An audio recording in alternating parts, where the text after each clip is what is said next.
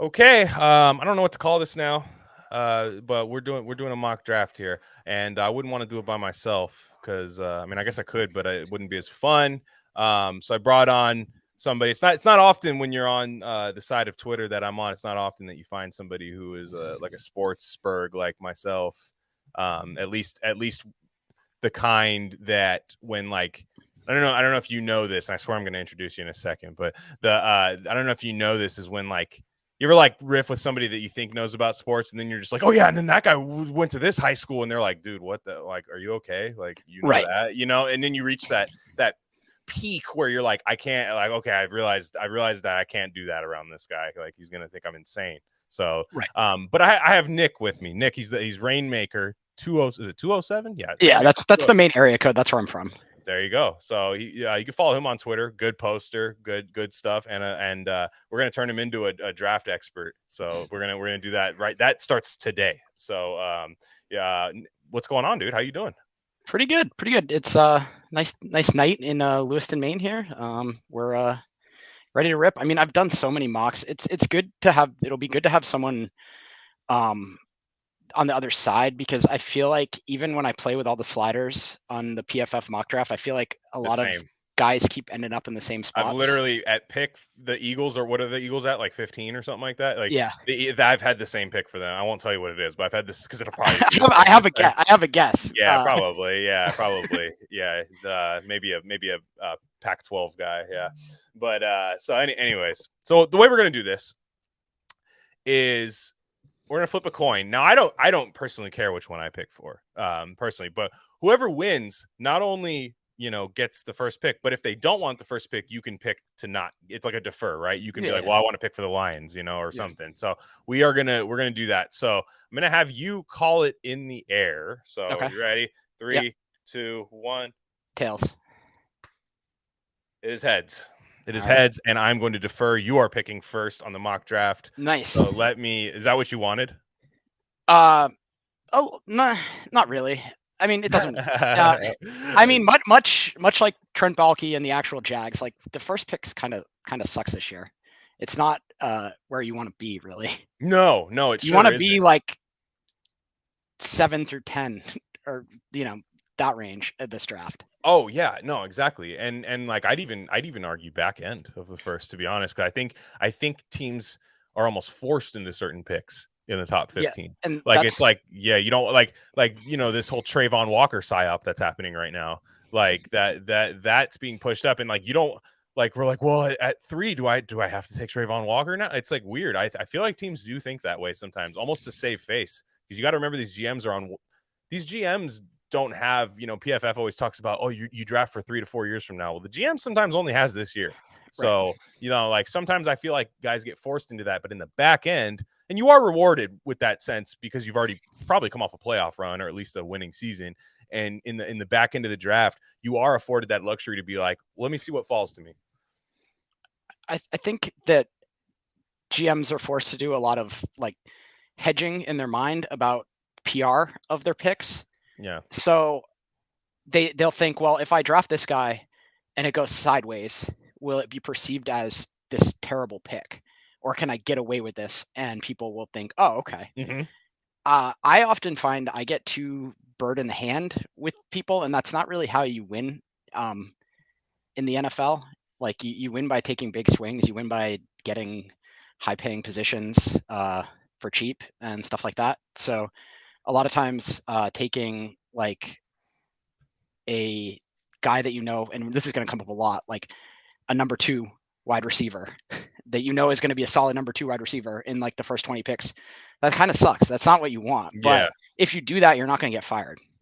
That's a good point. And it's like and you know what I feel like? I feel like it's even dumber than that sometimes. Like I feel like it's like, I'm going to take an offensive lineman because everybody thinks offensive linemen are good the time they're picked.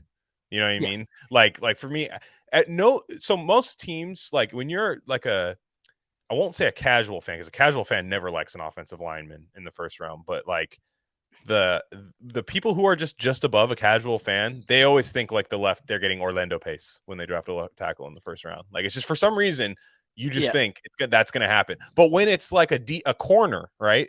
A corner is like the most volatile position to draft in the first round, in my opinion.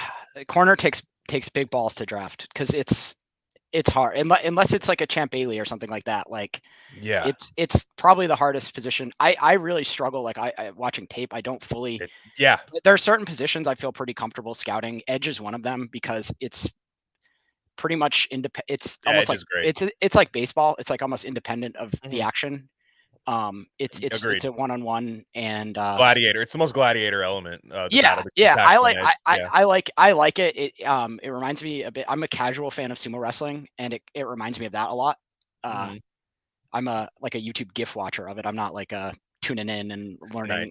learning all the stuff. But Not yeah, yet. Not you can yet. Right. I'm about yeah you can to... you can tell when who's winning.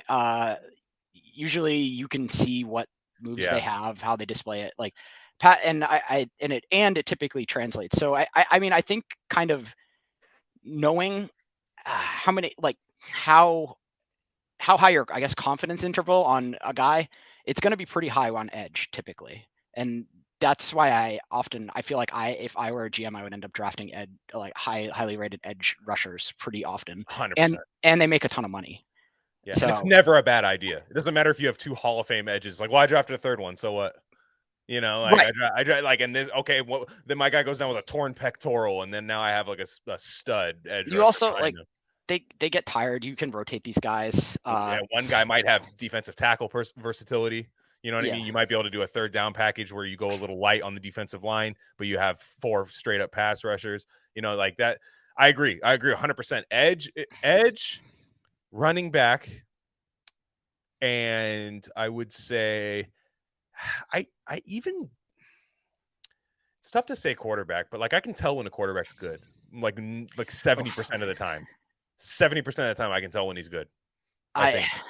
I think quarterbacks are really. If quarterback was easy to scout, GMs would be keeping jobs a lot longer. I It's think. true.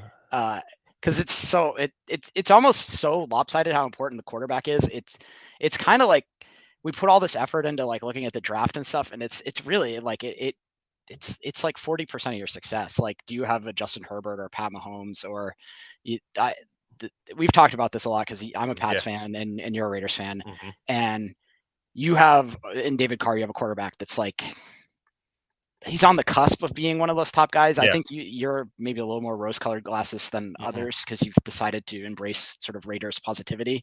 Mhm. Uh, and I have Mac Jones, who is another guy who he's kind of looking like he's going to be a solid starter, but like that's like the NBA. Remember the old treadmill of mediocrity in the NBA? You'd Uh-huh. have teams like the Blazers and the Jazz they're perennially making the playoffs, but they can't win the chip because they don't quite have the top Yeah. dudes. And I feel like it pains me to say this, but the NFL is getting more like the NBA, Yeah. which I don't really like. I like that there's different types of sports that have different sort of structures and who has leverage and power and all that and what matters. I liked that the NFL is kind of militaristic, where like it's kind of like Yes. everybody's got to be rowing in the same Mhm. direction, and you have to kind of uh, suppress egos and stuff like that. Sure. And I think it's getting away from that. Yeah. We're adding new position like new positions are getting added to the um like Tom Brady can act a certain way because he's Tom Brady. But now Yeah. even like top 10 wide receivers are doing that. Yeah. I'll say. I mean, Uh, look at the movement this offseason. I mean, right, yeah. right. So like, is our top cornerbacks going to start doing this? Top edge guys, and I feel like at some point the GMs have to say like, uh, you're not Christian Kirk. I mean, Christian Kirk doesn't matter. This is an irrelevant Yeah. contract in my eyes. I don't care. Like Yeah. 2 agents. Someone made one bad precedent. That doesn't count for everything, like that type of stuff. Yeah. Well, you have to, I think there's going to have to be, they're going to have to kind of coalesce, the owners, I think, and the GMs. Like, I think they're going to have to do it. And this is probably bad for the league, but I legit have grown very soured. I liked it at first because I come from labor politics a little bit. hmm And I liked it if hey, these guys are their Well, own private like I liked that. I liked when that happened. But at the end of the day, for one, nobody will ever admit the trade-off in quality, right? Nobody No. will ever admit that. And you have to at least acknowledge that pro player, especially when there's 53 people on one team, being pro player has a trade-off in product. And I say this as somebody who fucking worships the NFL. I will watch every single game. Doesn't matter if I have a stake in it. Like, I will watch every single game if I had the opportunity to. So I can't say that the product stinks, but I see where it's going. And that's the problem. Like, I see where it's going. I see the fact that Christian Kirk broke the wide receiver market, right? He absolutely broke it. And now you have a guy like Deebo Samuel. Deebo Samuel, I got to get your take on this, because Deebo Samuel, I'm pissed off that look how long we've been waiting to do this mock draft, because the picks changed. And there's a scheduling thing too. Like, we were going to do this shit like 3 weeks ago. You know what I mean? Like, we were going to do this like 3 weeks ago. And then I think, like, when the Adams trade happened to the Raiders, which feels like another season ago, like when this happened, we were like, okay, let's chill, because like there's going to be some movement. These quarterbacks, Russell Wilson, things like that. These guys are moving around. And now, like, I'm glad we did, because I don't even know if this draft order is set right now. That's what's scary about it. Because Deebo Samuel, who I don't think is going to have any market for him in trade. I'm going to say that right now.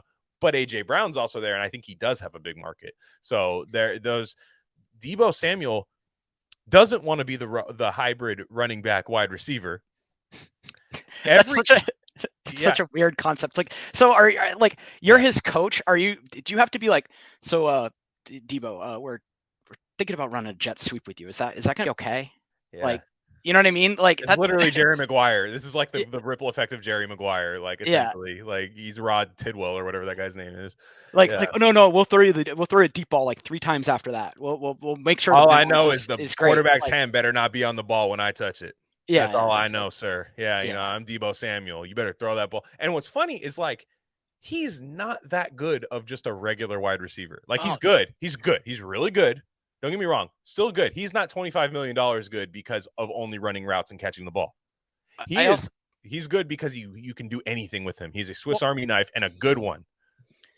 He's also got being probably used for maximum effectiveness by the Niners. Like, there's no other team that's going to get more out of him. 100%. So, but I also think there's no team that can replace him easier than the 49ers. Yeah. Another sort of offshoot of the constant movement that is hard for guys like us is it's hard to keep track of everything. Yeah. Like, with the NBA, you've got really 8 guys on a team that you need to know. And now with the constant movement, it's really, you really got to just constantly be remembering things, and wait, he's on that team now, like that type of stuff. Which that's a selfish reason for not for being annoyed by it, but it's a lot to keep track of. It's not selfish at all. It's normal. I mean, like, boomers have been warning us of that for a long time. Boomers have been warning, like, my grandpa. This is like back when Alex Rodriguez signed with, like, the Texas Rangers. Like, you know what I mean? Like, he was just like, guys are just moving all over the place. This is like 2003. He's like telling me their guys are moving all over the place. I'm just like, well, it's cool. I like trades. Trades are cool. It's fun because it's a dopamine rush, right? What we do is we take dopamine rushes of, like, free agency. I'm guilty of it. Free agency, I'm refreshing my phone every 5 seconds, ruining the battery, on free agency, because I love the dopamine hit. But then once the season starts, you're just like, what, Emmanuel Sanders? He's on the Bills now? Like, like, when you're watching, like, this is insane. Like, DeMarcus Cousins is on the Nuggets. Like, what? Like, it's weird. You have to adjust your eyes to everything, and we're never able to get used to anything. And the fact is that football, now in the NBA is very much a fun sport.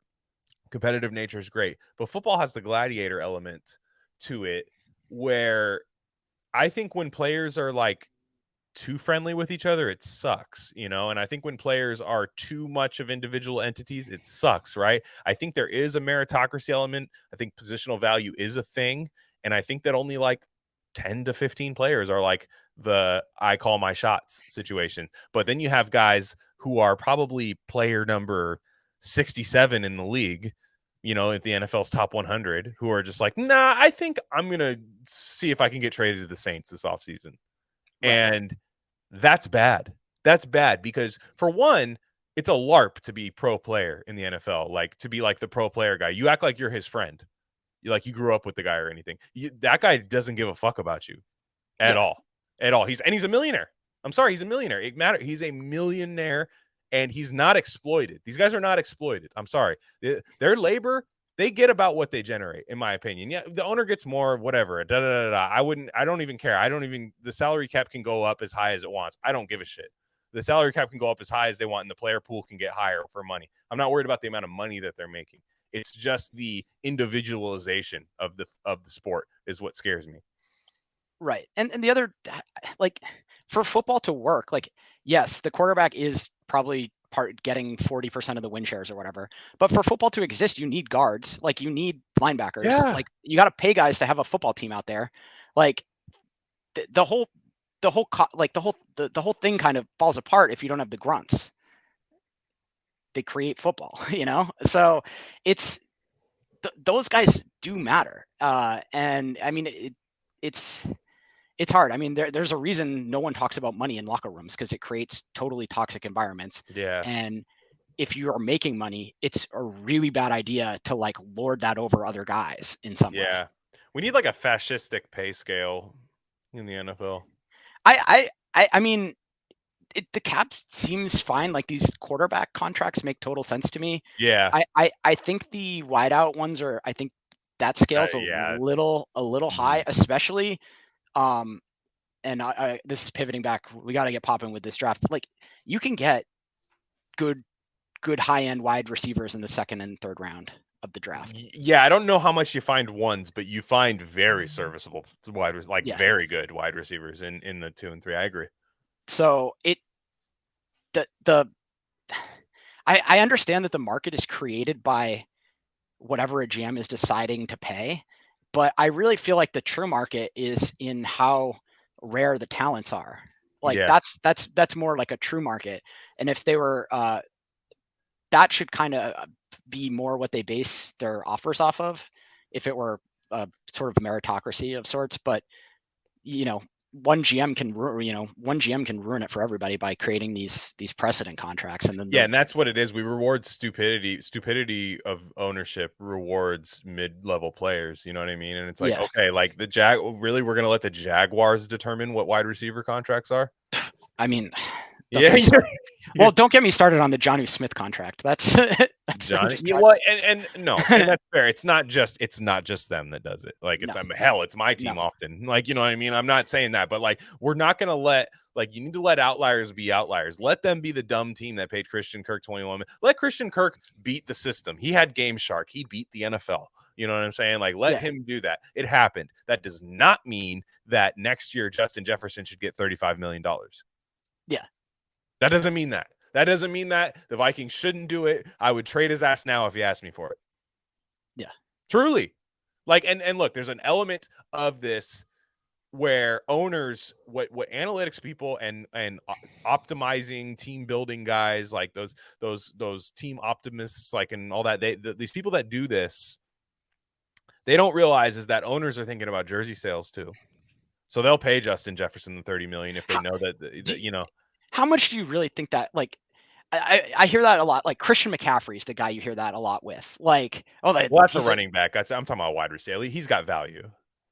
I know, but like, are the jersey sales really that important? It's not jersey sales. People like, I'm going to the Vikings. Like, so you always hear the thing from the fans. I'm not going to any Vikings games anymore. They've hurt me so much because they traded Justin Jefferson just like they trade Randy Moss, just like they did. Like, there's that. I'm an Oakland A's fan. Have you seen the Oakland A's attendance? They're not bad. They're above 500. But you know what? They trade everybody every single year, and fans register that.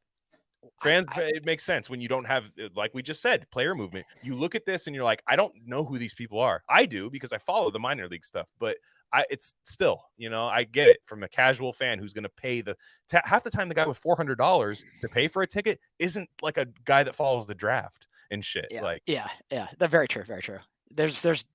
I got to stop assuming that like most fans consume the game. I couldn't find a Spurg to do a mock draft with me until you, so I've been doing it for a couple of years, so it's tough. By the way, I heard the opening day attendance for the A's was like 2,200 or something. Like, that feels high.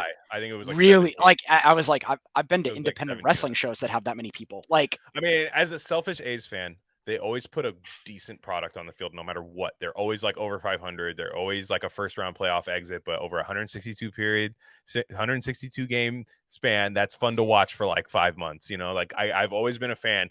It's very easy for me to get taken. I can walk up and pay fucking $12. That's the good part, because I missed that with the Warriors. I used to be able to do that with really bad Warriors teams too. But like I'm not able to do that anymore. But it's sad. It's really fucking sad that a team that in 1989 had that stadium packed with McGuire, Canseco. It's sad. I mean, that's a whole different thing. They're trying to get a stadium. That's a whole different thing. Anywho, we're going to get started on this draft. Let's get popping. You're on the clock. Yeah, maybe you couldn't decide your pick. Maybe you're delaying because you can't decide who the hell you want to pick. No, I'm kidding. No, this is pretty easy stuff here. Detroit Lions. I hope the guy's white. No, I'm just kidding. No. So I'm on the clock. I am the Jags. Don't do what I think you're going to do. What do you think I'm doing? Yeah, you better not do the Trayvon Walker thing. No. Okay. Well, I'm picking who I would choose here. I'm not trying to predict like what the GM. I'm not doing like the Pete Traeger. Like I'm a insider. So you want this mock draft to look good in like 4 years? Yeah, I'm okay. I got you. I'm also going to be a bit fearless since there's no real consequences here. There's consequences. So so with the first overall pick, I am going to take Derek Stingley. You're a fucking beast. I don't understand. Like, this guy has for a year has some of the best tape. Top corners are so hard to come by. It's really, it comes down to, I mean, he's done great work against a bunch of other SEC receivers that are in the league. It's definitely like a nuts on the table pick. And I'll say, I just don't understand why he's not being talked about more. The downside risk doesn't equate as much. Although he kind of reminds me of like a better version of the corner that the Titans took that had the back surgery. That's what I'm saying, dude. I think it's a huge. It's nuts on the table, and I think there's a huge bust rate. One. I think Derek Stingley, for one, his best tape was as a freshman, and it's the best freshman tape anyone's ever seen of any player. I'll give him that for sure. He wasn't that good before that. I mean, he was like a solid corner after that. And he's injured, of course, But then you're also taking the injured corner that used to be good at one. Right. I know it's a really hard pick, but it's more sticking to a philosophy that we kind of outlined in the beginning when we were talking theory. You're not gonna not be the Jags if you're drafting like a rotational edge rusher, which is what I think Hutchinson could be. Rotational. Like, I think he's like I think he could be like a solid starter. I don't see a big difference between Hutchinson and Johnson. Like, Jermaine Johnson. Yeah. I mean, I think they're both good. I think they're both like B+ guys. Okay. Rotational was probably the wrong word choice. Like, damn, I was gonna say you just have yeah. I might need to walk that back a bit, but I think Hutchinson has done a really good job of branding himself. He's cool.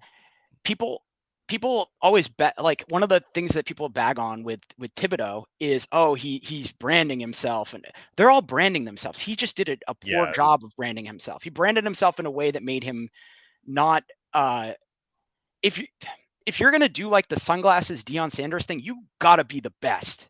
For Kayvon, you're talking about Kayvon, right? Yeah. And I don't think he's.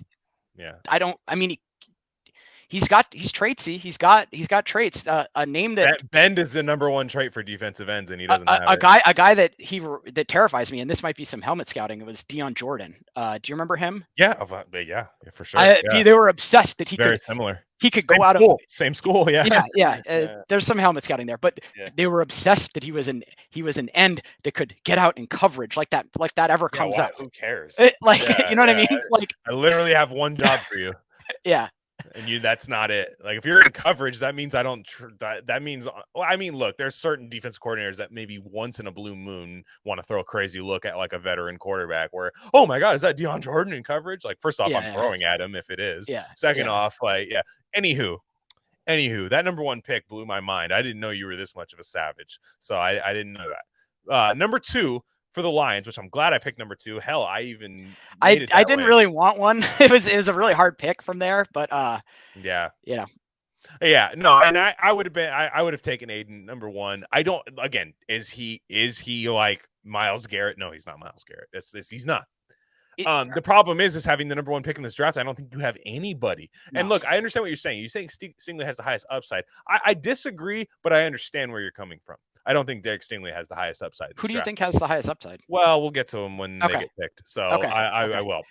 So anywho, so number 2, we're going to restore the roar in Detroit. That's what I'm here to do. I've actually been, I'm a fan of poverty franchises. I want all of them to succeed. I want them to be an overall like David Lynch dream world where like the Jaguars, Browns, and Raiders like run the AFC. Yeah. Like I want that shit. Like let's go. Like that's what I'm in on. So I'm here to restore the roar for the Lions. My Raiders don't pick until 86, so I don't really have any other team to get passionate about. So in this draft, I am going with the local kid, Aiden Hutchinson. We're talking about branding that's putting asses in seats, right? Okay. First of all, where that's putting asses in seats. It is. You can't say it's not. And they have. He's 6'7". He's fucking big as shit, dude. And like he gets comped a lot. One of my favorite comps to him. He's got tiny arms. So there's a good comp for him. And it's a white guy. So I love it because white defensive ends are a minority in the NFL that are we're going to become a majority very soon. But nonetheless, he's got tiny arms. Kyle Vanden Bosch. That's a hell of a player. Yeah, I've actually heard that comp. Yeah. Yeah, he rocks. Like Kyle Vanden Bosch was really good. If you're not like into like OG NFL, like early 2000s NFL, he was good. Like he was really good. And if I get Kyle Vanden Bosch at 2 overall, I'm like, if I know that's the trajectory of the career, sign me up. Sign me up. Like I'll take him. I'm not saying that's what Aiden. That's lazy, but he did beat up on Ohio State. He did beat up on some guys. I think his film's good, dude. Like I think the playoff game he disappeared, but so did their entire team. No, so, I mean he's got different pass rush moves. I've seen him. He can speed rush around the side. He can just bull rush the guy. I've seen him use spin moves. He is a freak athlete too. He's not the Kayvon Thibodeau where he's stiff at the hips. Like this dude's got the look. If the arms are short, as long as you have moves and the speed to make up for it, and obviously like just the height and power that he does show on tape, I want the long arms. Trust me, I'm a Max Crosby fan, and that dude's got literal fucking insane California Condor arms. Like I love it. They come into play. It's a cheat code, but. I mean, I would have taken him 1 just because, again, this draft, if it was any other year, I bet you Aiden Hutchinson gets picked like 7th, or something. But this year, that just felt like a safe pick at 1. And even with the tackles, I mean, no, look, what Jacksonville really screwed themselves up by franchise tagging Cam Robinson. I thought that was stupid. When you have, you could get 3 tackles that I think are all going to be 10-year starters. I also like. And this is something I, with the first pick I toyed with, but like, does them having a mediocre tackle for 1 year really matter if they should take it? You know what I mean? Yeah, but like, so you're gonna make the other guy play on the right side for his first year and fuck him up? That's where I think it screws him up. Is that you are limited with your options with that top pick once he's on your team? Is Evan Neal, you're playing right tackle? Maybe he's good at that, but that is not an easy transition. What I've heard from offensive linemen that I've talked to, like just people that played in college and stuff, they've said that that's almost like throwing right-handed or left-handed. It's insane. It took Sewell like half the season to sort of. Well, he played his best football when Decker got hurt and he moved to left tackle. Yeah, that's what I mean. That's a good point. Yeah, like what I'm saying is, they have a problem there. Is because the Raiders did the exact same thing. They drafted Colton Miller and Brandon Parker in the same year, and Brandon Parker has filled in for Colton Miller when he's gotten injured at left tackle. And it's been okay. He's not great. But on right tackle, he's an absolute sieve. And it's like, wait, so you were building your team and you thought you had bookend tackles when the other guy had no right tackle experience. So that's the other thing. That's the only reason I think the Cam Robinson thing is dumb. No, it makes a lot of sense to how it completely messes up your sequencing of development and everything like that. Yeah, it's like okay, I have the number 1 pick. This guy, he's not the face of my franchise because you drafted him last year, right? Like that's fine. But he's definitely like the, I'm using this like the Ogden of your team, right? Like he's the John Ogden, like he's like my sure thing, my Hall of Fame guy, like that I think I'm taking. And whether he is or not, I mean, you want to stick him at his native position. You don't want to be toying with that guy in his first year. Like it's like, no, I have my thing. So, nonetheless, we're at 1 and 2. We've got Derek Stingley and Aiden Hutchinson. And now, to be very clear, although your pick was crazy, like it was crazy, it blew my mind. This is the 1 year where that could happen. I don't think so. I think the Walker smoke is real. Yeah, I know it. I have which is crazy to me. I have an Aiden Hutchinson plus 180 bet when Evan Neal was getting all the hype for 1. Oh, I took that. Yeah. So I have it plus 180. So that Trayvon Walker psyop that's happening, right? It's a psyop, by the way. It's not. It's bad, dude. The thing is, like Hutchinson has the same like measurable, like like his traits are none of that. I'm sorry. Production matters. Production matters. Yeah. It does. And that weird Georgia, we're going to get into this because I have a couple of these guys going in this first round, but like that Georgia scheme where like you're only allowed to do one thing, that's weird to me. It works in college. I can't say they just won. I mean, I'm not saying it doesn't, but like when I'm in the NFL and I'm like these guys were coached. They were coached like fascistically. Like they were coached that way in college. And it's like, well, Trayvon Walker wasn't allowed to rush the pass. I don't know about that. It's a weird like thing to say. Did Kirby Smart see something that gave him pause? Exactly. Like if I know I have this, he's not an idiot. Like you know what I mean. I know I have this freak, and he is at defensive end, and I'm just like, maybe stop the run. Which hey, it's important in college. It's way more important in college than it is in the NFL. But like that's weird. But anyways. Okay. Houston Texans, you are on the clock. Number 3. This one you can go anywhere. You could just BPA in it right now. Yeah, I mean, I'm just gonna draft the top tackle that I think it's Evan Neal. Interesting. I think he is the best. Mostly with tackle, I just care about pass blocking.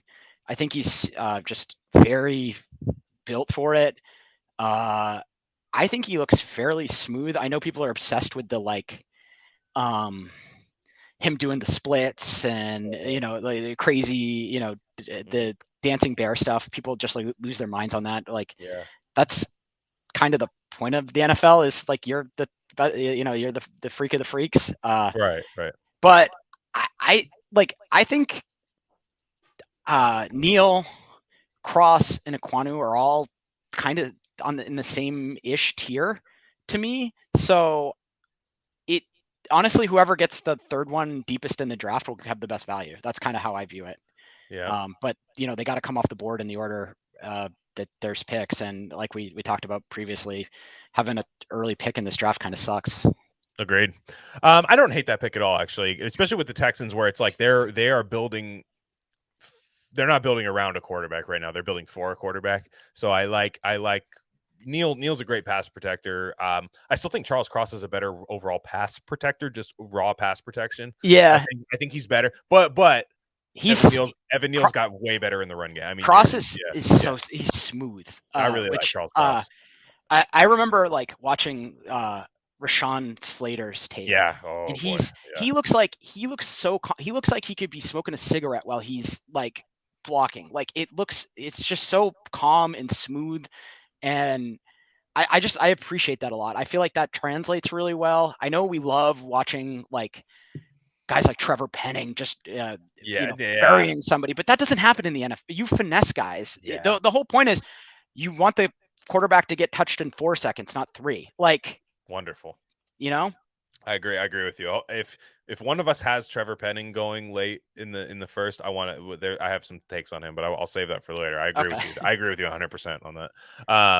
4th overall, New York Jets.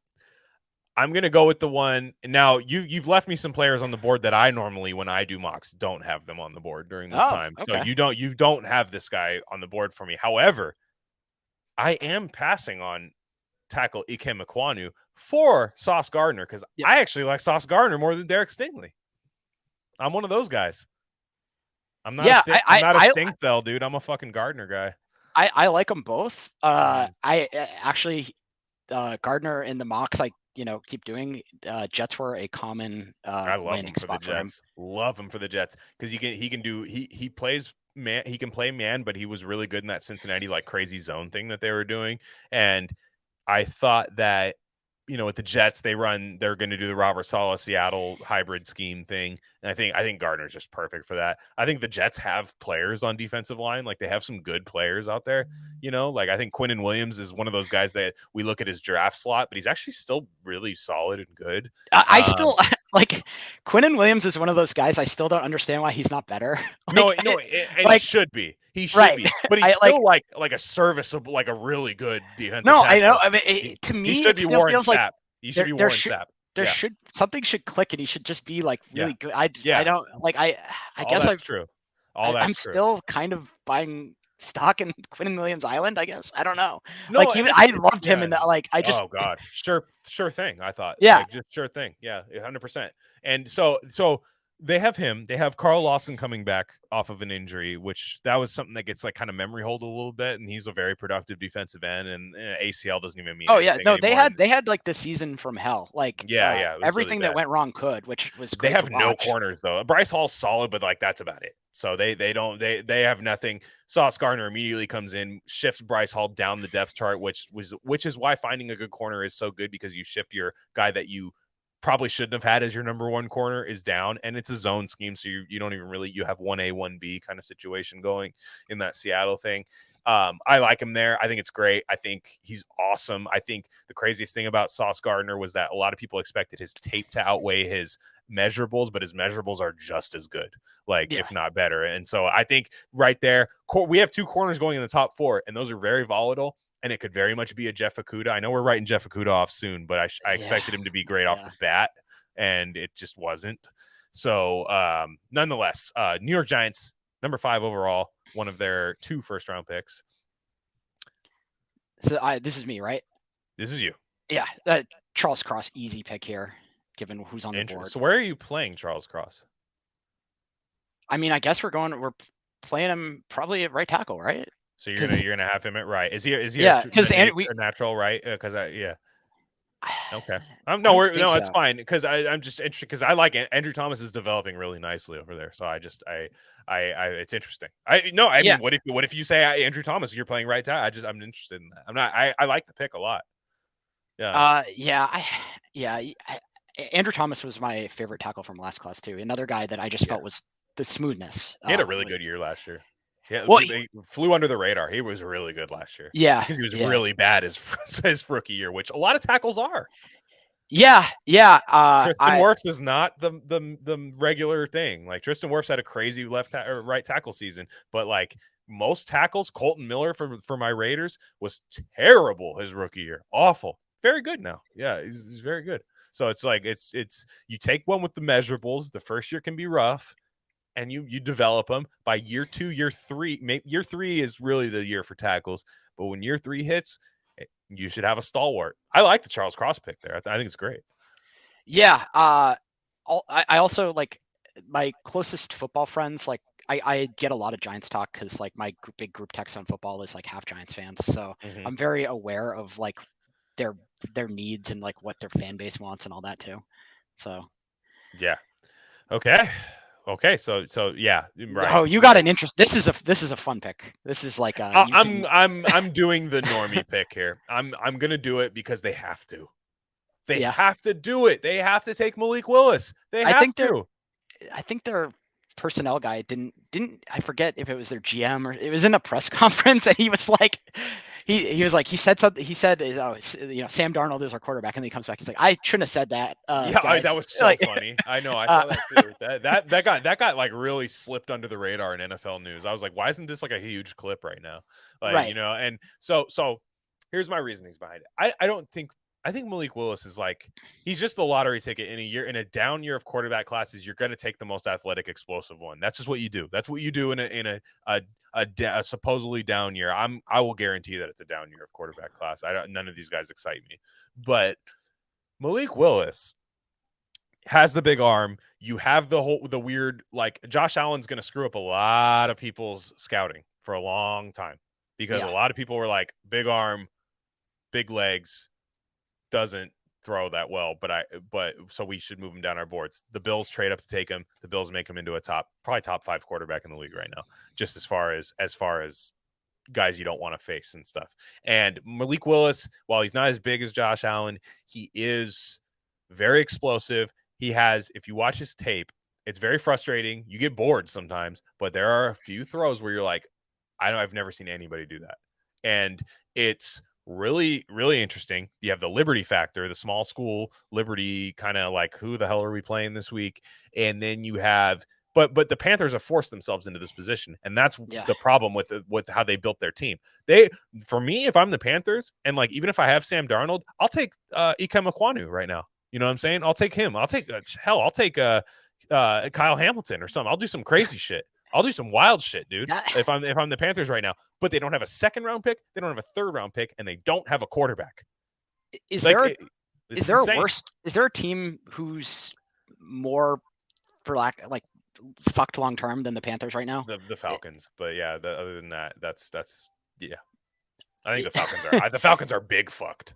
The Panthers have some pieces on defense. That's the only reason I like. Like, they're just like, Brian Burns. No, Jeremy Chin's really good. Yeah. Like, they have some guys. He's a safety though, not a. No, but he's good. And they have what I thought. JC Horn was really nice before he got hurt. He and I really liked him last year. So you still have year 2 of him. I thought they did a nice job getting CJ Henderson out of Jacksonville. There's some guys there. There's some guys.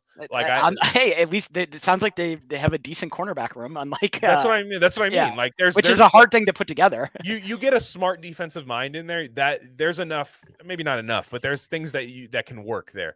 Taylor Mouton at tackle. Like, there's some pieces. Christian McCaffrey, he's a running back, but you can throw to him if you're smart. DJ Moore's good. Like, there's guys on that team.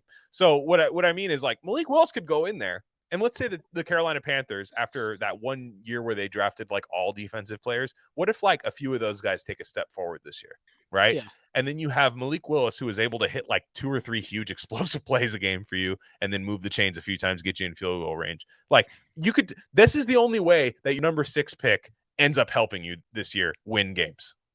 Yeah. And Matt Rule needs that. Yeah.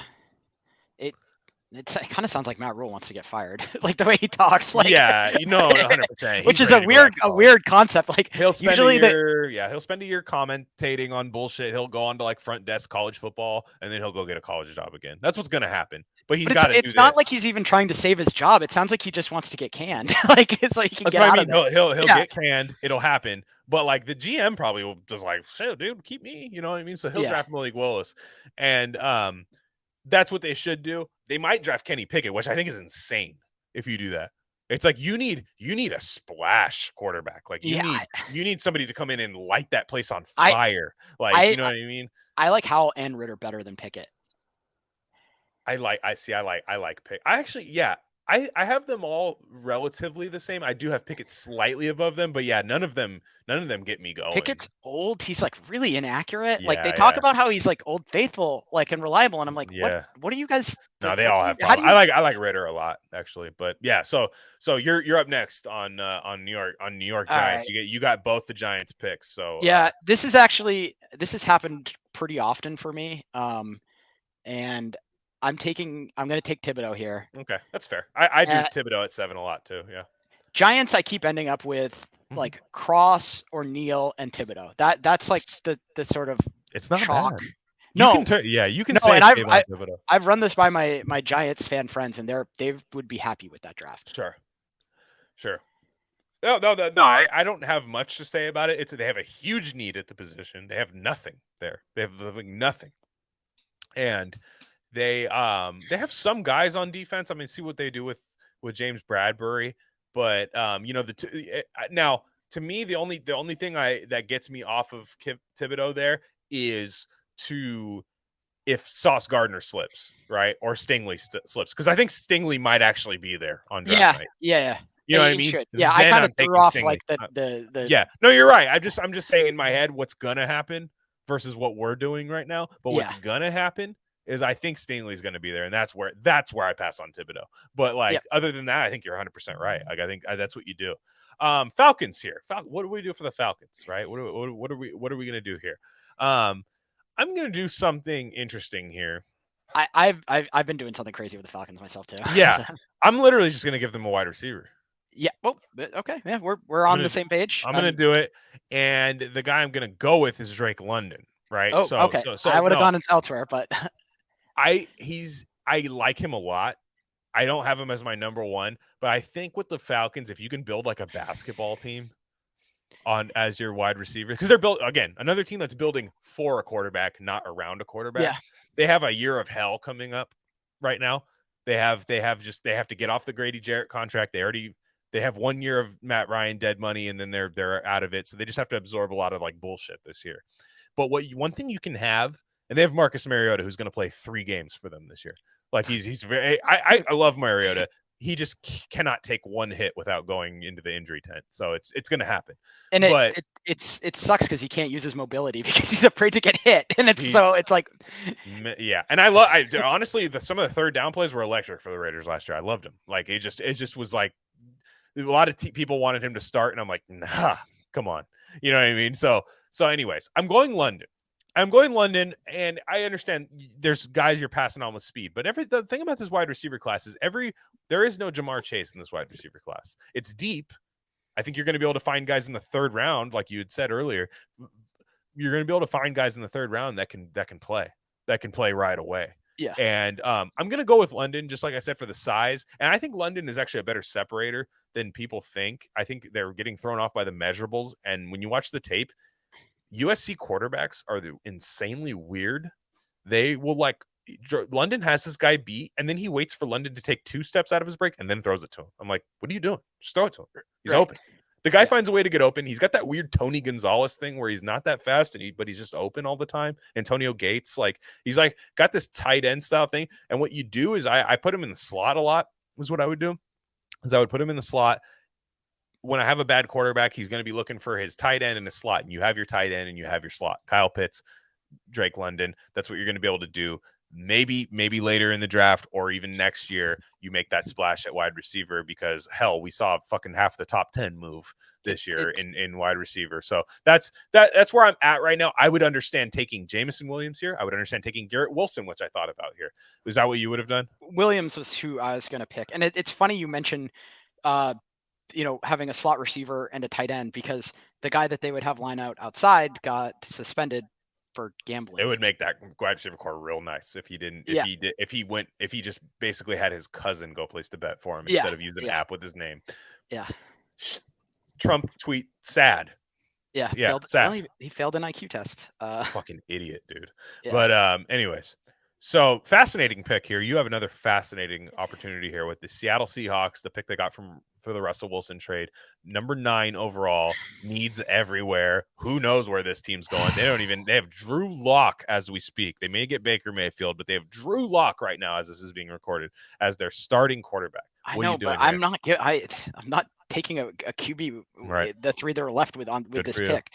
I mean, this feels like just take the bird in the hand and keep building and just take Ekwonu, the tackle. Yeah. He's there. Like this just seems this is the range, we were talking about where you want to be and the picks get easy. Yeah. No, I agree. And I'm sorry, just to interrupt you. That was my guy when you said who's your guy that has the highest ceiling. I think this guy's got an insane fucking ceiling, dude. I think his movement skills are crazy, and I think he's also got a high floor because I think he has a future at guard if the tackle doesn't work out. Whenever people hedge with he's got a future at guard, I get worried. But this guy seems like it. No, I it's think Zach I think Martin. It's like Zach Martin future at guard, yeah, not like oh shit, he sucks at tackle. I just mean like if both your guards go down, you know what I mean? Like you yeah, could like yeah. I just mean it more so like that. I think he's gonna be fine at tackle, and I think he has Trent Williams level movement skills on tape. Like when you watch him, you're like, dude, this guy's getting out and body bagging people in the Oh, run oh game. yeah, yeah, yeah, yeah. No, And Seattle, look, as long as Pete Carroll's there, what is Seattle gonna do? they love to run. They They're love gonna to run the fucking run ball. the ball. As long as Uh, he's there. And he looks fantastic, by the way. Everyone's like, oh, he's 70 something. Doesn't matter. He looks better than Andy Reid does. So, like, what are you going to do? oh Like, yeah, I feel like Pete Carroll's following all of that like good diet stuff that you're into, he's a and 9/11 truther, too. see, Dude, that and seems he had Jordan Peterson speak to the team that Marshawn Lynch was on and everything. real. See, I have him pegged as No, the he's based. classic sort of boomer liberal, No, he's like based. Popovich. I picture him being like Popovich. No, based. No, he had. That's interesting. There's a picture of him in the parking lot with Jordan Peterson, like fucking cheesing, like laughing their ass off together and stuff. No, it's no. Anyways, he likes to run. He's a reactionary. He likes to run the ball. You know what I mean? He's a reactionary. Yeah. So yeah, Ikem McCoy. I love the pay. I mean, I have him going to 3 to the Texans whenever I do these. So you like him better than Neal and Cross? I think I do like him a little better than Evan Neal. I like Cross as just a pass protector. I think Ekwonu has everything you. I don't think his pass protection's bad though. Everyone keeps saying like these guys are so good at. I don't think his tape on as pass protecting is like bad. I think it's good. Like I think it's good. I don't think it's like his run blocking is just so good. It makes you think like, no, he's bad at pass block. It's like no, he does both fine. Like he does one elite, he does one fine. You know what I mean? And like Evan Neal and Charles Cross is legit bad in the run game. So like you'd have that. And look, are you going to be a running team? Or are you not? We know that. But everyone says that until you can't get fucking 2 yards. I know. You know what I mean? I know. Yeah, like everyone says, oh, I don't care about running the ball until you have to run the ball. And then like I'm not saying it doesn't matter, but it does. And the reason I like Ekwonu is even if what if he becomes the best run because he does have this potential to be the best run blocking right tackle because I think that's what he's going to do. I think he's going to be a right tackle because he's a run game. That's where you're going to run off right tackle the most. I think that's what's going to end up happening. If he ends up being the best run blocking right tackle in the NFL and a good pass protector, what's the issue with that? Right. And that gets back to sort of the classic Steve Palazzolo creeping back to average thing. Like as long as yeah, well, we both share an affinity for the tall man. Yeah. So one of my dream interviews. I doubt he'd ever come on with somebody like me, but I got one of my dream interviews. So I think he seems to be. I got Austin Gale once, so if I can get him, then yeah, but I think Gale has enough clout and power now. I feel like he is like gonna be running PFF in like 10 years because he just lives and breathes it. Austin Gale, you think Austin Gale's gonna run PFF? I can see that.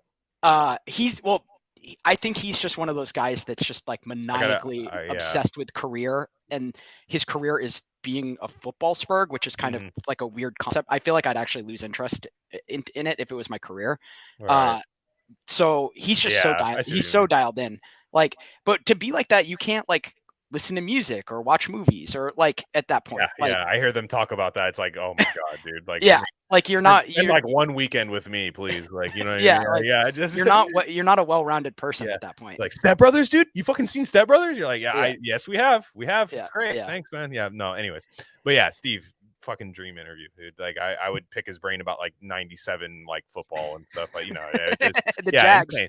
Yeah, the '96 Jags. Yeah, exactly. So, the thing I love about Steve is he clearly spent 95 through like 2000 as just like a baseball playing video game guy. Like, you know what I mean? Like, and just knows everything about that time period just from video games. That's why I like about him. Yeah. So you are on the, or no, I'm on the clock. You're on. I'm on the clock. Jets. And this is an interesting pick because I've gone sauce already. So you got both Giants picks. I get both Jets picks. Worked out well. This is interesting right now because I've gotten somebody for Robert Saleh. Do I get something for Zach Wilson or do I build the ultimate secondary here? Like, because what if I got Kyle Hamilton, who I still think is very good? What if I get Kyle Hamilton with Sauce Gardner? Like, that's insane. Yeah, That I think already like I that already just like your position group is like, okay, they're cheap and great for fucking couple years. You know what Kyle I mean? Hamilton is a great like I don't want to get fired pick too, because Yeah, like but then it's also you took 2 DBs. You have to go with the New York media going 2 DBs. What about your quarterback? I don't know who I think stinks actually. Like I yeah. don't Well, think I I'm very happy about the he stinks. his development. I also really did not like him from a scouting No, perspective. never. Like I never did. I never saw it. I did the Tiger Woods fist pump when I saw that they drafted him, Bailing on clean which pockets when you have pro level BYU linemen who get drafted and you're bailing on clean pockets in the Mountain West, dude, or whatever the fuck they're in. What are they in now? The Mountain West. Yeah, like you're in the Mountain West and you're bailing on clean pockets with pro offensive linemen, dude. When I saw that happening with Zach Wilson, I was like, this doesn't work. it's You have to be able to sit in there and throw a ball.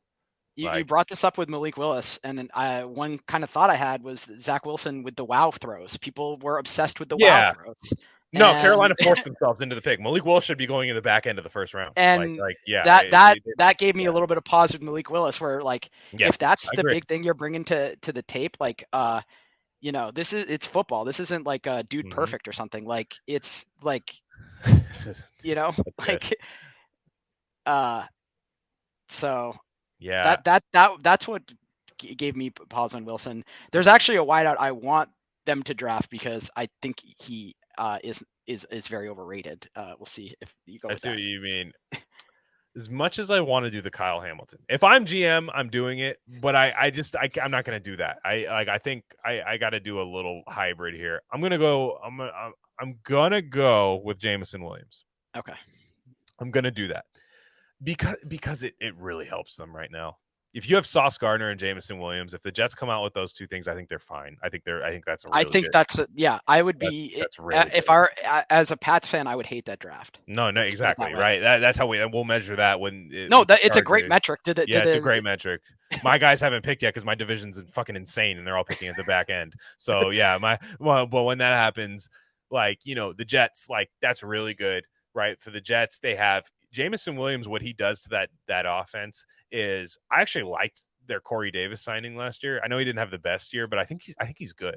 I think he's Yeah. a good wide receiver that got picked way too high, and that's in everybody's Yeah, mind. yeah. Like if So, he had but gone in the third round, we'd be like, oh he's yeah, Corey good. Davis, He's pretty good. good. He's a good wide receiver. It So is crazy how draft position anchors so it much totally stuff does. in our thought. It's a bias that's almost impossible to overcome too. And I don't know who else they signed. Did they sign any other wide receivers this offseason? I didn't see that if they did. Don't think so. Nobody of like super. They have Elijah Moore though in the slot, who I think is going to be really good. And Yeah. they have him. You have Corey Davis, and you have Jameson Williams. Oh, they re-signed Braxton Berrios, who's like a little white guy that does That helps you when you go 4 wide. You have 2 slots that are good. Yeah, yeah. that's good. So you have Elijah Moore and Braxton Berrios as your 2 slots and a 4 wide. That's nice. And then Jameson Williams just as your fucking Motley Crue kickstart my heart guitar riff wide receiver, like just burning. And I like Jameson Williams a lot. I think he's better than Henry Ruggs. But I think he does the same thing. He has the exact same role on your team. I think he's better at Ruggs at sort of modulating his speed to lull the guy. Looks smoother. Yeah. Agreed. No, Ruggs, when you run across, like in the NFL, he would run these like drag routes and he just would always get beat to the sideline. You're like, how? You're Henry Ruggs, and like the Jameson Williams has a little bit more physicality to him.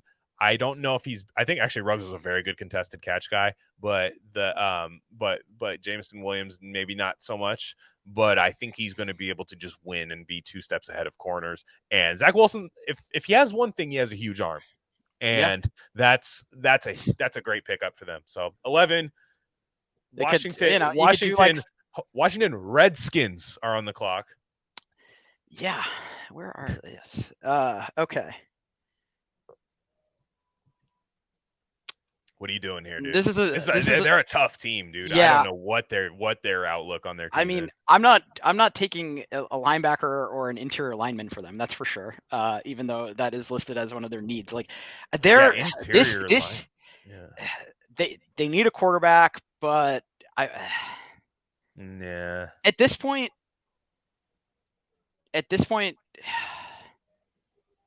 since he's on the board, like I feel like this is a decent place to take Trayvon Walker. Just take the big swing for edge rusher. You know, they already have that's very interesting. really good pass rush. No, and that's good because if you need a developmental year of Trayvon Walker, that's a perfect place for him. Also, like what do you think's going on with Chase Young? Yeah, no, that's interesting. I gotta see more. I don't know. That his rookie year was really good. He also was like, from a prospect standpoint, he was better than the hype around him and the tape and everything. I think it was better than like the Bosa brothers. Like like I don't know. Maybe Myles Garrett was the only person who had better was a better pass rushing prospect in recent memory. So like, what happened? Like I feel like there's something we don't know, or like I don't know. Yeah, no, you're exactly right. The New Glory, but yeah, the I think this is a great pick, actually. Now that I think about it, I mean, this isn't ever going to happen. But given where we were, he might go second overall. Yeah, I think he's going second, and I hope not first. But that's not out of the question. It kind of sucks because, like you said, the Jags and Detroit are both kind of teams you want to root for, and him going there seems suboptimal. My guy. My guy Marcus Johnson, that I do a lot of Raider stuff with, and just in general a lot of football stuff. Really, really smart tape guy for the Raiders. Like one of the I follow him on Twitter. Yeah, fantastic follow, great guy. He had said his big thing. He's a Senior Bowl guy. He goes to the Senior Bowl and stuff for SB Nation and stuff. And his big thing was like, nobody knows anything until you talk to agents, right? And like everybody's got these rumors. Oh, I got a source here. No. You talk to the agents, they know where guys are going. And the same goes for mock drafts. So now one thing I always laugh about with PFF is they'll criticize like Daniel Jeremiah's mock draft and be like, this guy's got this guy going here. Daniel Jeremiah is plugged into the league. He knows where guys are going. Right. At least in the realm. He's more right than what we're doing right now. He's really good. Yeah. And that's why Trayvon Walker is going top 3, because there is smoke there, and there's like, it's not just a smoke screen. There is fire there, is what I mean. Like that's it's been a thing for like 3-4 weeks now that Trayvon Walker's going like top 5, and I think he's going like to 2, honestly. So at the end of the day, what the Washington, whatever the fuck they are now, what they are, they can have a elite position group, right? That's what you can do. And I think when you're not that great of a team, and I actually think they're better than they were last year, even with Wentz, I still think that they're like, I think Wentz just went to Colts the NFC version of the Colts, basically. Like, I think that's what ended up happening. And they have players, man. They got Terry McLaurin.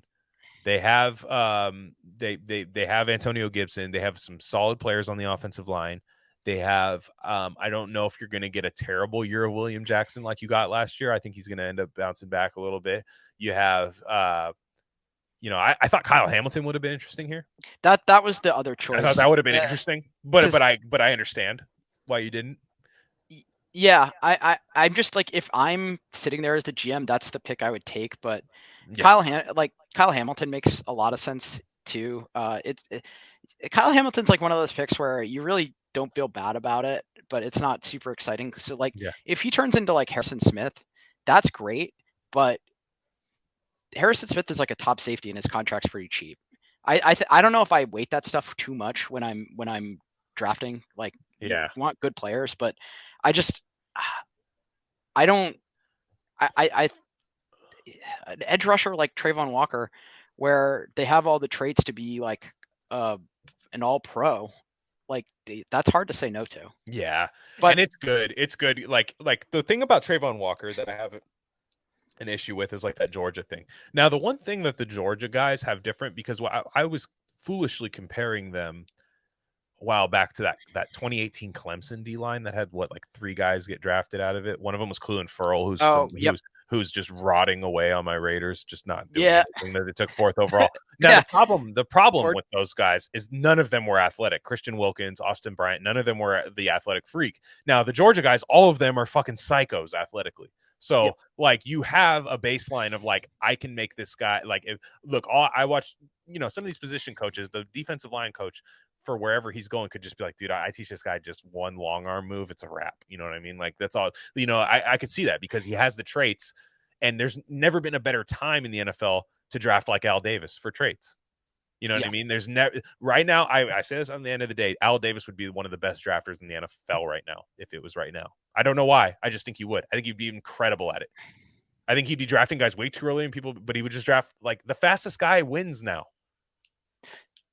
Yeah, well, the strongest guy when he drafts not size. okay. Okay, you want the difference between a 4.25 and a 4.3 is negligible. You want the guy to be in the fast tier, but he doesn't have to be the fastest. Does that make sense? Yeah, but okay, I'll put it to you this way.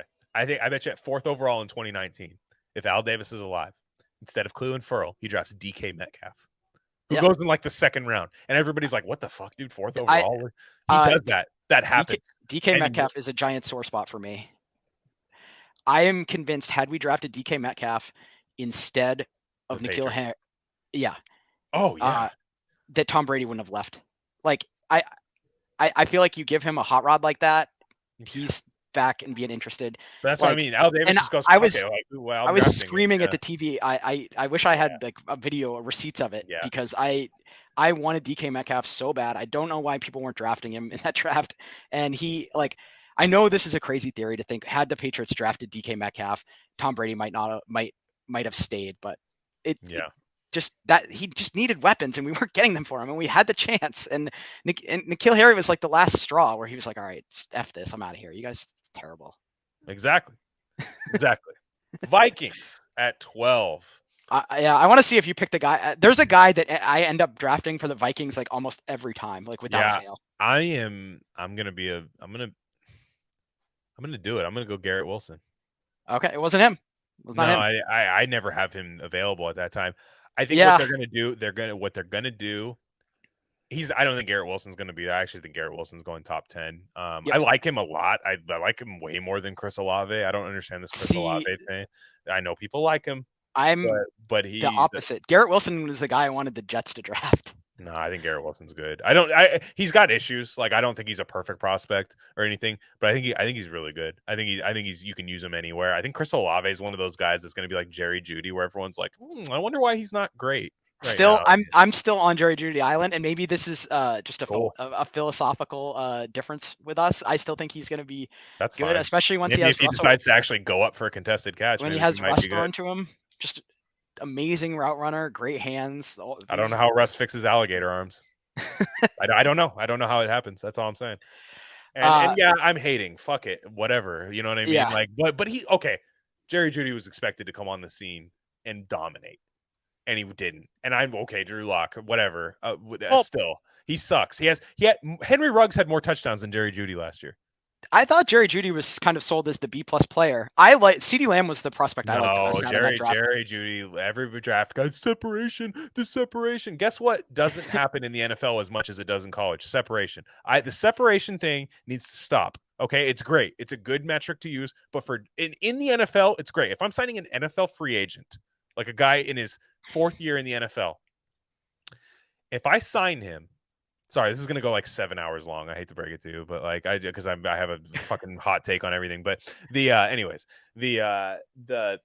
I sign an NFL free agent and his separation metrics in the NFL are good, yeah, cool, that translates. But in college, you just don't get that same separation. So what do you have to offer me when you can't get the 2 yards of separation that you can't get in college? What do you do when you're going against a Stephon Gilmore, when you're going against these great corners that you have to jump up and make a contested catch on? I don't see that out of some of these guys. And Garrett Wilson, to be fair, I don't see that either, but I think he's fun. I think he's got a lot of fun versatility to him. So the reason I'm adding him to the Minnesota Vikings is because you have 2 good wide receivers there. Now, I don't know how much longer Adam Thielen's going to be there, so I want to have a guy that I can replace Adam Thielen with. But for now, I have Justin Jefferson, Adam Thielen, and Garrett Wilson. Now, I have Kirk Cousins. There's an issue there, but does it get any easier to play quarterback than that? Not really. I mean, that's a really strong receiving core right there. That's all I'm saying. I'm trying to. When I think teams are kind of flailing a little bit, I try to find what they do well and make a dominant position group. That's kind of my philosophy. So, I guess I'm more into the concept of separation than you are. It sounds like you're tired because Not I feel anti. like I just don't. we're It's not seeing a holy grail to me. we're Like it's not. like, and maybe there's some bias because we just saw Jalen Waddle and Devonta Smith come in, and they're that archetype, and they're working well. Like it's proving to work, and that they're kind of Jalen Waddle has way more versatility, like Deebo Samuel styled versatility to him, to where you can get, even if a corner is shutting him down, you can swing past it to him. Can you swing past to Jerry Judy? No, Can you not do at all. that? No, Can you? That's all I'm saying. No, I'm sorry. I should have clarified. I'm speaking to like guys like Garrett Wilson. Like I think that like the success of Jalen Waddle and Devontae Smith make guys like Garrett Wilson seem more enticing, I and like see. they would Okay. work well in the NFL. Gotcha. And that the separate the elite separators, the truly elite ones, do hold up. But I get worried if you can't separate in college, and Yeah, maybe for sure. Yeah, maybe I have like just some real, because N'Keal Harry. we're fans. We're fans too, and Laquan Treadwell. Get people who like that no, it's a thing. it Now, if you seeps can't into separate you. in college, you should not be in the NFL. But I will argue this: almost everybody that we're drafting right now can separate in college. That's all I'm saying, is that Drake London can separate. He does. He's not that fast, but he does. He finds a way. He's physical. You know what I mean? He's physical, especially if he's going against a slot corner. That's why I like him in the slot, is he will be bigger than whoever's guarding him. And that's why I like him. And Garrett Wilson separated in college. I mean, the reason I'm also a little bit more down on these Ohio State wide receivers is if you watch the Ohio State, if you watch the Michigan tape and the Penn State tape when they decided to press these guys, which is what they will see in the NFL sometimes. Looked way different. So that's always been my issue. But I just like Garrett Wilson with this Minnesota Vikings. By the way, who did you pick here normally with it's Karlaftis.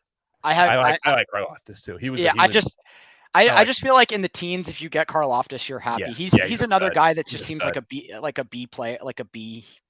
He's going to be fine. He's a stud. I think he's good. I'm not like stud might be over there. I think he's like a I'm trying to think, like a Brandon Graham. You know, like for Philly, where it's just like the average fan doesn't really know who Brandon Graham is unless you're a fan of the Eagles. But like, if you watch like Eagles games in depth, you're like, damn, that guy's fucking beating the guy's ass that's trying to block him. You're like, damn, this guy's a beast. Like, you know, like he's one of those guys. He's like kind of like a real football, like gritty guy, and I think he's good. And he tested really well too, which I didn't think was going to happen. Workout warrior. He's got the good tape. Have you ever heard him talk? I feel like he's going to be like a senator one day. I have not. It's a very senator name. I think he speaks like multiple languages. Nice. Like that's a red flag on my draft board. But you're moving him down. Yeah. I don't want him too smart. But do you think that finishing as an edge rusher can be taught at the NFL level? Because he gets to the quarterback, but he doesn't always bring him down. No, but I don't. However, I value pressure that much to where I don't care that much. Like, cause to me, like I don't want a situation where George Karlaftis has to get the sack. I want a situation where George Karlaftis beats the guy, affects the reads of the quarterback, and then steps right into my defensive tackle. Right. That's how I know I'm doing my job as a GM, is that I've got guys. If I get a bunch of guys that can beat the guy blocking them, I think I have a chance. So no, I agree with you. Like, that's the thing I love about Max Crosby for the Raiders, is for a long time he was not winning early in his pass rush for a couple of years. This year he started doing that, but he always could finish. Always could finish, and his motor you can't match it in the NFL. It's insane. So he always could do that, but then he learned some moves, and he has length and all crazy athletic skills to do that, which I think Karlaftis does too. So, you know, maybe, I mean, and maybe, and sometimes what is finishing when the quarterback just jumps right into you? You know what I mean? Because like everybody else is on there. I like your pick. I like your pick. Yeah, you I see like some him there too. you see some guys, and it's like they know exactly how Yeah, to like brush up against the guy's ankles to knock him down right, and like yeah, it's like it's an art. insane. I don't really get it, It's insane. It's insane, dude. And it doesn't matter. It doesn't matter the quarterback. Like it's like, that guy just tripped up Lamar Jackson. You're like, what the Yeah, hell? Yeah, yeah. yeah, I agreed. 13 Texans. What do you got? This is a crazy. I love this yeah. pick. This is Kyle You, Hamilton. yeah, you have to. You have to. This is too easy. You have to. They're the team that can do it. Yeah, You know what I mean? Like they're the team that can do it. They're the team where it's like, okay, we have multiple picks. You have you already got Evan Neal, right? You feel like you've gotten one position just solved for the next, at least through his rookie contract. You have that solved. And then that's also my pet peeve is when people say you found a 10-year starter. I'm like, have you seen how the NFL player movement works? There's no such thing. Yeah, No. I hate that pet peeve. Hate it. When you ask the mailbag question, what's your favorite sports trope? That's actually my least favorite one. That one.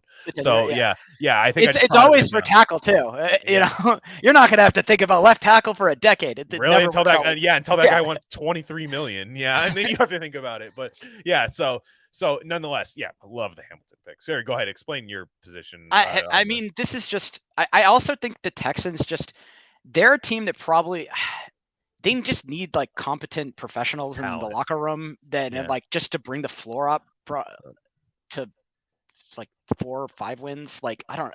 Yeah. They're going to be in the CJ Stroud and the Bama Sure. quarterback sweepstakes. Like, Sure. and I think that's Will fine. Levis, by the way, I'm calling my shot here. Will Levis out of Kentucky. He's going to rise up that board. I love him. Yeah, I've heard that name a lot. I love Will. I was hoping he came out. I don't know why he didn't come out this year. He'd be literally. This would be the year, dude. Don't hurt yourself next year. Fuck. I swear. That's all I'm saying. Like, I respect guys that want to play on their team in college. It's a lost art, but damn, dude, come out. Sorry. But anyways, that Will Levis. So I just want to put that on tape sometimes. Like, just Will Levis. Where this mock draft is going to age. This is a not a time present mock draft anyways, because none of this is going to actually happen. So we want to look right in a couple years. So might as well say the Will Levis take. Yeah, of course. So you're right. You're right. No, and the Texans need to add that talent. They need to just have talent. You need to find like guys that you think are elite players. And Kyle Hamilton, look, he's a safety, right? We're drafting on PFF right now. They don't value safety, but Mike Renner, like myself, is a smart man, Notre Dame fan, and Kyle Hamilton did some sick shit, dude, at Notre Dame, where you're like, he shouldn't even be in the camera shot right now. Why is he there? He's huge? I don't care about the measurables, dude. His tape is that good. Like it's so good. He does actually seem like the most likely guy to have that 10-year starter moniker that we just mocked. Yeah, and like he's very. Look, I don't want to call him Derwin James because Derwin James' measurables were like insane. Mm-hmm. But that's how you can deploy him. Yeah. Like you can deploy him as like that crazy roving linebacker if you want to. You can match up base, scheme him. You can be like, well, this tight end's really good, so Kyle Hamilton's got him. We just want to cover the deep half of the field because these guys got some speed that we're playing this week. Kyle Hamilton can be the free safety roaming guy. You know, he's got that versatility. And I think Lovie Smith's a defensive guy. There's no way he's watching Kyle Hamilton and not being like, holy shit, dude. You know, that's insane to me. So great pick. Love it. Absolutely love it. Baltimore Ravens on the clock. I'm doing it. What do you think? What do you think I'm doing? I think that you're gonna go with Jordan Davis. Hell yeah, dude! I'm doing it. I don't even like it. See, I don't even like the pick, but I'm doing it because this is where I would just take Jermaine Johnson. Me too. I don't even like it, but it's dude. The Ravens, and he's such a Raven. Yeah, he's a Raven. It's a Raven. It looks right, and I think he's going to be a stud there. Like truly, because the Ravens are. Here's what the Ravens are so good at. The Ravens are able to do what Georgia does, and just be like, I want you to do one thing for me on defense. They drafted a guy named Odafe Owe. He was Jason Owe at the time. I don't want to dead name him, but he was Jason Owe at Penn State. Really? I remember watching his tape. Like I don't see this guy's athletic. I don't see it. You know, like I remember watching his tape with the Ravens. They were able to like scheme up blitzes to just have him rush free, and he was a nightmare his rookie year. He was just a nightmare. And I think what they'll do with Jordan Davis is like, look, I need you to just control this area of the field for me. this up the middle, none of this happens. And I think he's going to be a beast at it, like Vince Wilfork style. I think that's what's going to end up happening. And I can't say it doesn't help them. They need that. Do you think that, because for defensive tackles to really truly have value in the NFL, they have to push the pocket? Do you think he can do that? Because I think he? Like how? No, you're right. The tape doesn't show it. It's scary, and that's why I'm scared of Trayvon Walker too. I love interior pressure. I think it rattles QBs way more. It's the like best. it just throws them off so much. That's why if anybody can get it out of him, it's Baltimore, right? Yeah. They have this crazy track record. I know Wink Martindale's not there. They have a new, but he was that was dying out. What he was doing, like the zero blitzing and stuff like that. Like that shit was dying out. Like he was Greg Williams with like he was like Greg Williams with a master's degree. That was I love Greg Williams. I think it. I know that stuff doesn't work anymore. But I just used to love watching games where I'm just like, oh, they're gonna all blitz. It's fun. Yeah, it's fun. Like it's kind of meme-ish though, like football in a way. Yeah, 100%. So I'm with you. I don't even know who their defensive coordinator is right now. Did they get the guy from Michigan? Am I getting that wrong? I thought they got Harbaugh's guy when Jim Harbaugh guy left for Michigan, if I'm not mistaken. Or so I don't know. So I could be wrong. But anyways, I got Jordan Davis here. I think I'd go Trent McDuffie if I really wanted to value position, or even Karlaftis here. But I'm going Davis because I think it's what they will do, and I don't think Davis gets past them personally. Yep, that makes sense. I'm like really looking forward. There are a lot of players in this draft that I'm just interested in watching on Sundays. It's fascinating. A lot of thought experiment players like Drake London. You picked him to the Falcons. I'm really just I wouldn't want to make the pick, but I'm very intrigued to see him in the NFL. He's going to be I think he's got that DeAndre Hopkins style thing where he's like a 4 or 5 guy that's like, how is he so wide open? But it just is. Because this, like, Bill Simmons was talking on his podcast. I'm a huge Bill Simmons guy. I've been like a lifelong consumer of his work. I'm a New England guy, sports, sports cell guy. I was printing out his mailbags in the middle school. He was great. Yeah, in the middle school computer lab on that paper that had the the little things you have to take off the sides. That type of paper, like 100%. That's what we're talking about, and reading them on the toilet. He was like, this draft is boring and it sounds like it sucks. But I feel like for like the nerds, there's so many like interesting things going on here, especially once these guys hit the field, because it's gonna kind of tell us a lot of different things about sort of theories and philosophies that are developing in the NFL and like scouting talent and stuff like that. So I think this is really an interesting draft, but it doesn't have the top end QBs and the stuff. Which is why I like it. Yeah. Which is why I like it. It's fun. There's no Joe Burrow. There's no like, oh, that guy's Kyler Murray. Like these guys were just like 2 weeks from the draft, they're going number 1. And then you're like, okay, what happens after that? You're just like, I don't even know who's going number 1. I'm in a bet on it, but like, I don't know who's going number 1. I like gun to my head. I'm not sure it's tough. It's easy to make a position, make a prediction. So you have the Eagles. Yeah. You have the Eagles. This is their pick from Miami. Yes. Yeah. Okay. Yeah. I'm not going to take the chalky guy just because I think there's a lot of second round good enough linebacker talent. So you're not doing Devin Lloyd? No, I'm not. Okay. I'm gonna just draft kind of positional value here and take Trent McDuffie. It's a neat pick too. So it's a nice pick. And he's a guy. He's a zone guy, and that's what the Eagles play. He's really good in zone. Yeah. Mm-hmm. It's a good pick. Great pick, actually. I think you're right.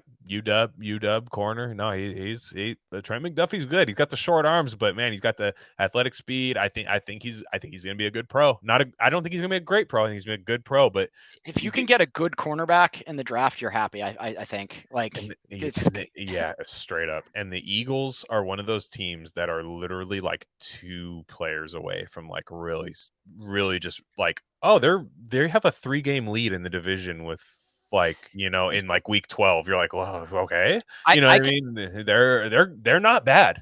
I could see them being in the zone that like your team and my team are, where you have a pretty good quarterback. They have a better path than we do, though. Yeah, they have more talent. No, and I mean, they just have. I think the NFC Yeah, is more wide yeah, open. It's yeah, yeah, easier for them to do that, like run. yeah. Yeah, NFC East is pretty easy. I don't really understand why the Cowboys aren't better, but that's a Mike different story. McCarthy. That's why. Yeah, like there's just Yeah, so much yeah. there's so They much talent literally. on that team. Like Yeah, Mike McCarthy. Mike McCarthy psyoped PFF into letting him hang out with him for an offseason and then not applying any good things to it, and then like buying a season of like, well, he learned, and you know yeah, he didn't. He's terrible. So yeah. I have the Saints. And this is first off, what did you make of that trade? The Saints and the Eagles. That scrambled my brain for like a day. Yeah, I don't because you really only move up like For what? to get a quarterback, but I don't But like. you'd And still then you have to. heard them. They're Yeah, like, yeah, oh no, they're trying to block the chart. Like there were some real yeah, like 3D chess takes that didn't quite make sense. I mean, from a value standpoint, it was pretty even. So yeah. I don't. I think we'll understand this trade more once the pick's actually made. I guess is kind Yep. of the take. So I am going. I'm going quarterback. I'm Mm, going quarterback. I'm going Desmond Ritter. nice. Okay. They have Jameis Winston, who I don't think is a terrible option to start for them given the talent they have around him. But I think it would be I think Desmond Ritter because much is being made about Sean Payton not being there. However, Pete Carmichael's still there. Dennis Allen's still there. They still have a lot of the same staff. So you have Pete Carmichael, who's been their offensive, coordinator. Has he been calling plays? No. Sean Payton's been doing that. But I think Desmond Ritter just feels like a Saint when you look at him. Like you just look at like I could see that guy in a Saints uniform. And I think he's fun. I don't. There's certain things where I'm like, okay, maybe he's not going to make that. Maybe he's not going to make certain throws that other quarterbacks do. But I also heard from his Senior Bowl workouts that he was making those throws. They just aren't on tape at Cincinnati. So it all. Can you develop Desmond Ritter into a guy who makes the throws that he can make at the Senior Bowl?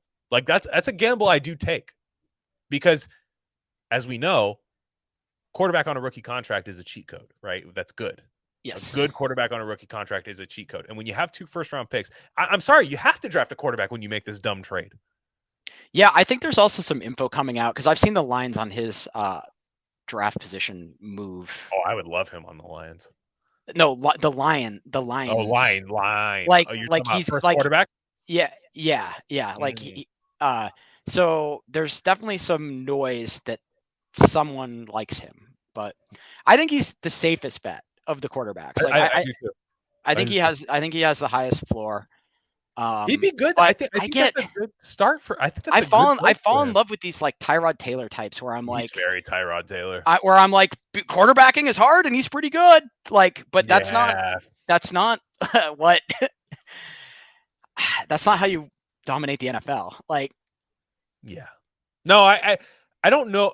For me, if I'm the Saints, I would have sat back at where they were and just like taken what falls to me. And then we got Jameis for a year with a pretty loaded roster. I mean, they need some wide receiver help. What I would have, I mean, they do have a pick at 19. I think that's going to end up being your pick. So maybe you can get him some help in the wide receiver core. But if you come out of this draft with Desmond Ritter and a good wide receiver, I with their defense being good and Dennis Allen still being there's no reason their defense shouldn't be good anymore. yeah. They kept everybody. I know defense is volatile, but the Saints isn't. I feel like the Saints have a good ever since the Saints used to never have a defense, and now for the last like 4 years they've just been insane, like defense, like that nobody talks about. Like nobody talks about how good that's. They absolutely own Tom Brady. Like Yeah. they're insanely good on defense. They have the shutdown corner you need. They have the pass rushers that you need, and Cameron Jordan, Marcus Davenport. They get Sheldon Rankins. They have all these guys that can get after the quarterback. They They're good. They drafted hit what's the guy out of Stanford they drafted last year? The corner, Stanford quarter. Oh, third round. Okay. third rounder, Adebo. The guy's good starting Oh, corner. yes. Paulson Adebo. He's a stud. I And I recognize the loved him. name. Yeah. Which No, means decent enough. I'm. This is where Well, I live by I mean, Stanford. the I live by Saints are kind of Stanford. That's why it makes sense. That's why I know. But yeah, the Saints hit on the Saints hit on their draft picks, and that is why they're not. they get a lot of like, hate. They get a lot of hate. The Saints, like they get, oh, they're in cap hell. They're good. Yeah, They're good. I mean, they're okay, they've been like royally fucked a few times in the playoffs, Yeah. like royally fucked. And none of their cap stuff seems to, like, the Jenga tower seems to just always stay up. I need to like really dive in and like really start to understand the cap, because it's Yeah. it's weird. It's kind of weird and Well, hard you're to gonna be my understand. sports correspondent from now. Let's do a cap deep dive or something. Like that'd be fun. That'd be fun. There's to a do. guy that writes for PFF named Brad Spielberger, Spielberger, he's good. who is like a I think he's most cap guys I think have law backgrounds, because you kind of have to. Yeah, he's Uh, good. so Yeah, that's 100%. one of the things I've kind of marked and like I need to do a deep dive on and get a little bit better with, Yeah, because we're idiots where we're just like looking at these Schefter like headline numbers and being like, oh, okay, like, and then Yep. it's like, okay, 3 days later, like Yeah, you're some like, cap, actually, that's a good contract. some cap lawyer like looks at Derek the Carr extension was that yeah was that. Everybody's yeah like $40 million a year for Derek Carr, and you're like, no, it's actually an incentive-based franchise tag. You're like, oh, okay, cool. yeah Yeah, yeah. So, nonetheless, you are on the clock for this for the worst team, spawn of hell, Satan, horrible team, yeah. the Chargers. Yeah. Anyways, yeah, go ahead. I Them the honestly, worst I player on the think board. if this happened, this team would be doing backflips. I'm taking Olave here. I Of know course you you are. mentioned you did not like him. I Yeah, really that's like fine. him. Yeah, That's yeah, that Chargers are another Jordan Davis yeah, that's fine. destination. You could even go like a That's why I Devontae said that's Wyatt, why I thought the Ravens would take him, because I don't think they or expect him to be around after the Chargers. I really like the Yukon guy. Travis Jones, good player. Yeah, Yeah, yeah, good player. but I don't know. He might be able to be had early second, but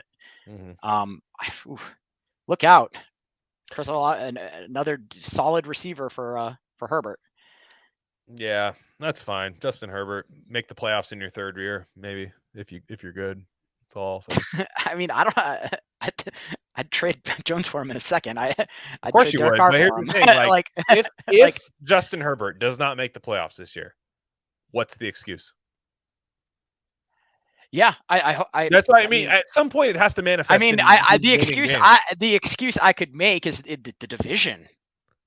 Nah, well, you can make that for anybody not making it. I know. I know. That's what I mean. At some point, if you are crowning this guy, because he's being crowned, that's my problem with Justin Herbert. He's being crowned.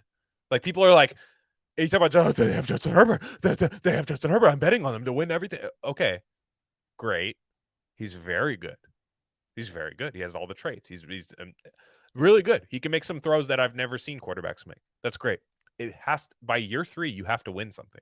And I don't mean win a Super Bowl. I just mean you have to, like, he went against Derek Carr to go to the playoffs.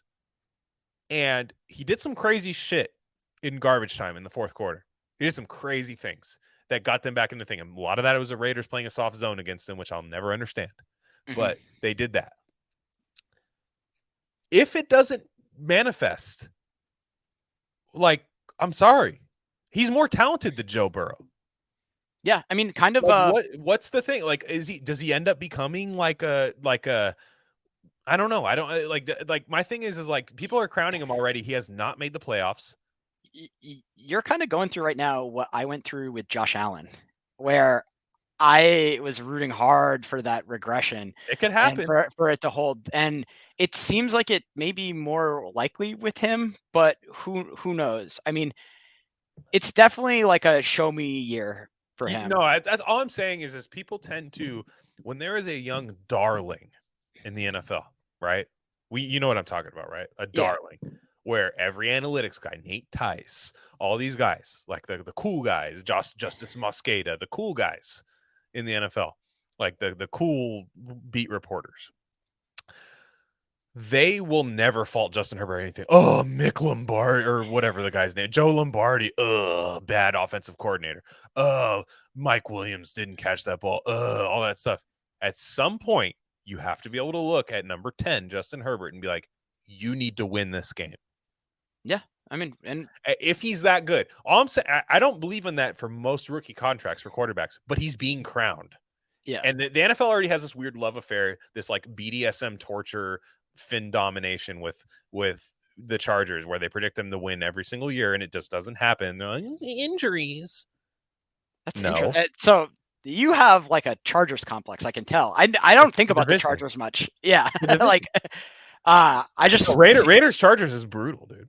It's the number one thing. No, Chiefs, I now that I think Yeah. about it, that's the one where I always see like the fights in the stands. Yeah. We own their stadium. Fuck you. Justin Herbert is 1-2 against Derek Carr. Go fuck yourself, Justin Herbert. Like no, seriously. Like it's like one of those things. All I hear about all offseason is how great the Chargers are. That's all I hear about. And guess what? Guess where NFL headquarters are? It's like 7 miles away from SoFi Stadium, NFL and Network HQ. So guess what? I mean, look, the Rams earned it. Did the Chargers? Yeah. Earn their hype? I feel like the Rams are a more like astroturfed, like soulless franchise than the Chargers. Yeah, but they won. Yeah, that's true. Go win. Go win. All I'm saying is Justin Herbert. There's nothing. That roster last year was not bad. That's all I'm saying. Was that roster better than the Bengals? Like what? Okay, was it dramatically worse than the Bengals? No. Mike Williams, Keenan Allen, Austin Eckler, Rashawn Slater, stud tackle that you drafted, Derwin James, Joey Bosa. Like there's guys there. But Brandon Staley did some dumb things that apparently the analytics community likes to, well, if the range of outcomes, like, okay, they went for it on 4th down from their own 17-yard line. Anybody will tell you that's stupid, but okay. Yeah. You know, I do have a Chargers complex. Fuck them. Yeah. Fuck Chris Olave too. So, all right. Anyways, yeah. No, AFC West is different. People just don't understand that. Like, it's just different. There's a lot of East Coast people. Like, you're a New England guy, so. I mean, I hate the Jets, but it's like not that fun anymore.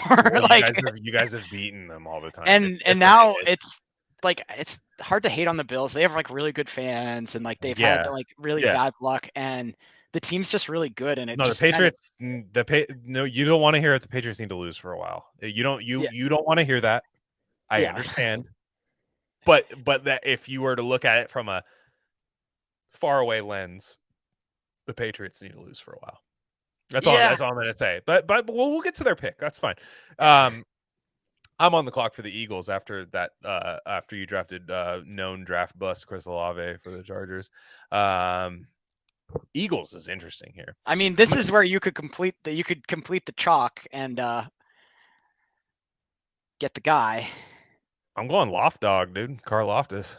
Yeah, he's there. I mean that's such good value for them. McDuffie. Brandon Graham's getting older. Yeah. You know, I'm going Dog and McDuffie, and then you got Carl Loftus also has that like it's very Philly. Like one of the reasons I really like Jalen Hurts is because he's like kind of a meathead, but he's also like one of those leaders that everyone was talking about how they'd run through a wall for him. Yeah. It could work in a vacuum. He could have a Trubisky year. The Bears Trubisky year. And I feel like Carl Loftus has that same personality type. Yeah. Mm-hmm. And I feel like there could be some real good vibes. And Sirianni, something about Sirianni, they like him and it works. Yeah. That like when I watched them last year compete, I was like, this team's not that good, but they're playing better than their talent level and they have young talent. So I'm like, and then they had all these picks because of that brilliant trade that got them where they basically sat back and got Devontae Smith while the Dolphins moved up for Waddle. Like that was a brilliant trade to get them this draft capital. They move back again, so now they have 2 first-round picks they have 4 first-round picks over the next 2 years, which I love that move every single time rather than 3 in 1 year. That puts you in cap hell eventually if you know how to draft. And no, that's great. I mean, and to me, like I said, Karlaftis and McDuffie. I mean, we're dancing, dude, on defense, and their defense wasn't even that bad. Before the year before, it was like not great, but like you're adding cheap young talent, guys that should be able to produce right away. Darius Slay's your number 1 corner, so McDuffie doesn't even have to be the guy. And then you have Karlaftis, who's on a pretty good defensive line. He's got a Fletcher Cox guy to mentor him. He's got Brandon Graham. He's got these other guys, and I don't know how much mentor works now in the player movement era. I don't know how much that factors in. But man, dude, the value is too good. Yeah. All right. I passed on Devin Lloyd. Are you proud of me? Yeah. Okay. All right. For the Saints, this is just like it's hard for me to say no to this pick because it's here and the value in my mind is insane. I'm going Jermaine Johnson. You really like him? Yeah, I think he's probably the player I'm highest on outside of the consent. Like my sort of Your deep premium. cut. He's Yeah, your yeah. like deep cut of the first round. Like, I this just is my guy. Yeah. I watched the tape on all of these edges, and I was like, I don't really see much of a difference between Jermaine Johnson and Thibodeau I like him. Yeah. and Hutchinson. I just he's got a variety of moves that he can win with. He does a good job of like getting off blocks in the run game to get to where he needs to go and stuff like that. It seemed he's old. That's a big knock on him. He's a little older than he should be. But I don't know. If you can get a solid edge rusher. I don't believe in the age thing, by the way. Really? Okay. So you think it's completely irrelevant? Not if the guy's only going to play for you for his rookie contract. I don't believe anybody stays after a rookie contract. Okay. I think you should draft as though nobody is staying after their rookie contract. That's how the NFL works nowadays. I'm sorry. I'll get his 24 to 29 years. Yeah. That's the way I look at it when I draft. It's not a terrible philosophy. I think some teams still have we want to reward the guys that we pick and sign them to long-term deals. But you're not going to have the job either. Yeah. The guy saying that, like, I'm saying it's too much of a carousel league. Like, yeah, it's getting more that way. That you're probably right that's the philosophy that should be adopted. Mm-hmm. Yeah. Okay. Jermaine John, I like the pick.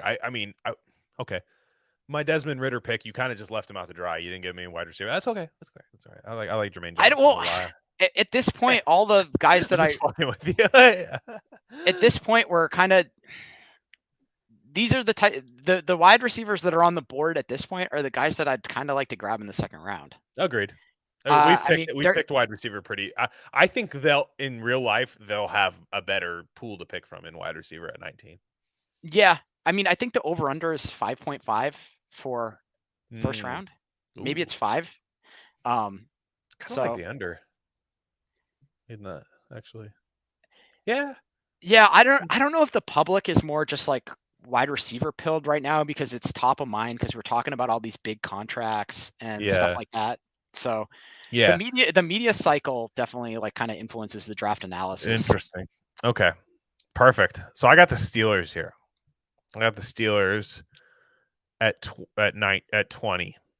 Now, do I pick Kenny Pickett? Do I pick him? Do I do it? They have Mitch Trubisky right now. No, I'm not going to do it. I'm not going to pick Kenny Pickett. I'm not going to do it. I am going to take Tyler Linderbaum. Okay. How Pittsburgh is that, by the way, that I did that? It's so Pittsburgh. Like, it is so Pittsburgh. He's going to be now. If you want to talk about 10-year starter, I actually think that guy's a 10-year starter because centers don't cost that much. You can keep him forever. Like, it's like that. I think your Pats are the next pick. I think those are like two teams that could do Tyler Linderbaum back to back. So I think they're gonna take Linderbaum, and you could go quarterback. They might feel pressured to do so, but I think Linderbaum is very Pittsburgh. And I think what Pittsburgh is very good at is they don't fire their coaches. So Tomlin knows it's not this year. I mean, it might be. I know there was some rumblings of Tomlin maybe not being happy, but in most years, he laughed when someone suggested the USC job to him. So like, I don't know what job. Like, what is a better, the Cowboys maybe? Like, what is a better job than the Steelers? Like, in a crazy year, right? Like in a crazy year, it might happen, but for the most part, the Steelers operate as though like we're drafting guys for 5 years. This is what every like draft guys like. We're drafting for 10 years. Like when they say that, like the Steelers are the team that can maybe do that. So I will go Tyler Linderbaum. I think he's great. I think he's very safe. I think he's just really good. He's a little light in the pants. He's only like 302 right now, and then he had to work up to that. But he's good, dude. His tape is so good. Iowa offensive line. I hate to helmet scout, but they put out good pros, man. Like it works. I mean, okay. Your Pats, dude. This is very hard because this is a good before your Pats. I gotta go use the bathroom. So before your Pats, yeah. Hold on. All right. I'll go do You're the gonna same think. thing. I don't know. I want you to think about it. I'm gonna psyop you into just thinking about it. I'm gonna take the opportunity to do the same thing. Yeah. Give me just a sec. All right. All right, I have returned. Okay, your Oh, Patriots. What do you yeah, think? What do you this is think? tough. I'm going Andrew Booth, Oh, I Jr. like it. I like it a lot. This actually worked out well because like all of the guys I like are off the board, so it kind of forced some tough thinking. Uh, I will tell you this local. It's interesting to watch the contrast. You probably see this with the Raiders too, between like sort of national draft heads Yeah. and what local media wants the team to do. Yep. I'm a big fan of local sports media. I think it's like a very pure like I like that lens because I cheer for my local laundry and like I care about that. Right. I follow the league as a Sure. whole, but at the end of the day, I'm a fan. And N'Kobe Dean is the guy that the local Mm-mm. media wants so bad, and he's a stay away for me. PU. Yeah. Uh, I Straight up. I would take him in like the second round, but he's not going to be there. That's one of those things too, where you say you don't like a player and people like Let get somebody mad. else. Yeah. Let Yeah, somebody else it's take more that. just he's interesting, but another one of those guys I'll happily take a peek on Sunday because it's going to be interesting, but I not for me. Yeah. No, I'm with you. I'm with you. I think it's a fantastic. But I really Andrew Booth. When we talk about tackling, I've not seen a corner in a long time be that willing of a tackler than him. And I think Bill Belichick is an OG corner tackle head. I think Yeah, he's like my corners, they're gonna tackle. You know what I mean? He's like one of those guys. Like they're gonna my corners are not gonna be these foo, caviar eating corners. My corners are gonna be blue collar. They're gonna get up in there. They're gonna do run fits. They're gonna do things like that. And Booth's great in man. That's what they'll probably use him within the Patriots. yeah. As zone coverage is where I think he lacks, but I think this is a good place to put him in. Is someone who's going to use them to their strengths.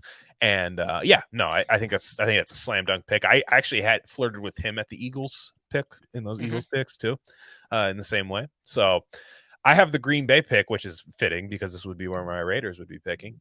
There's a And guy that I keep giving to Green Bay. I'm interested to see if you end up with him. probably not, but Yeah. we'll see. I'm gonna pick a very boring pick. It's gonna piss off the Packer fans, Mhm. but I think it's gonna be a really good pick. I'm gonna go with Zion Johnson. Oh, okay. Yep. I like Zion Johnson a Yeah. lot. No fan base gets fired up for like a guard. No, but they need it. I mean, they need to get cheaper on the offensive line. They need to get younger. They need a wide receiver, but it's just not there right now. I'm looking at these wide receivers. Yeah. I'm Well, not falling for the Sky Moore thing. I don't think Sky Moore is good. I truly. I'm the like, what are these people talking about? Like I watched. Pickens is the guy that I keep ending up I giving don't to. like him either. It's weird. I'm like hoping the Chiefs draft him or something. I'm like, I Yeah. don't know. Where is he? I think he's fallen very far on people's boards at this People are point. rising him up, and I'm like, dude, his production is not good, and like he's injured all the time. It's You're going off of his high school. High school heads love George Pickens. He was big coming out of high school. He's a high school guy. Like the guys who are like high school recruit guys, they're like, no, Pickens is going to do it in the NFL, which he might, but I would feel way more comfortable in the second round picking George Pickens than I would there. I'm going Zion Johnson. He's going to be there. I think the Packers do really well at developing offensive line, and I think he's going to be really Are good. there any decent wide receiver? Because there's a group of vets that just are waiting for everything to shake out so they can kind of pick their path. Emmanuel Are there? Sanders, is he still good? Yeah. I I like think. him. I always like him. Yeah, I mean he's because I'm kind of So dependable. that's kind of the weird part about this off season is there's a bunch of guys that haven't been signed yet, and they're the guys who want to wait and be because if you're a vet, you don't want to be a backup. You want to go somewhere where you can start. You're not trying to go to team workout. You got an excuse to not even do the like bullshit fucking Yeah. April workouts too. You're Yeah, like, I'm yeah, not yeah. signed. Yeah. Tyrann Matthews like that for the safety. You're gonna get guys who are Yeah. like that. Emmanuel Sanders comes to mind, I think, is a guy who hasn't been signed yet. But Because if they don't, I mean, I guess they could look in the. they signed rounds. Sammy Watkins, which I don't hate that. I don't hate that with Aaron Rodgers. For some reason, that feels like that'll work. I don't know. Is Sammy Watkins cooked? I feel like.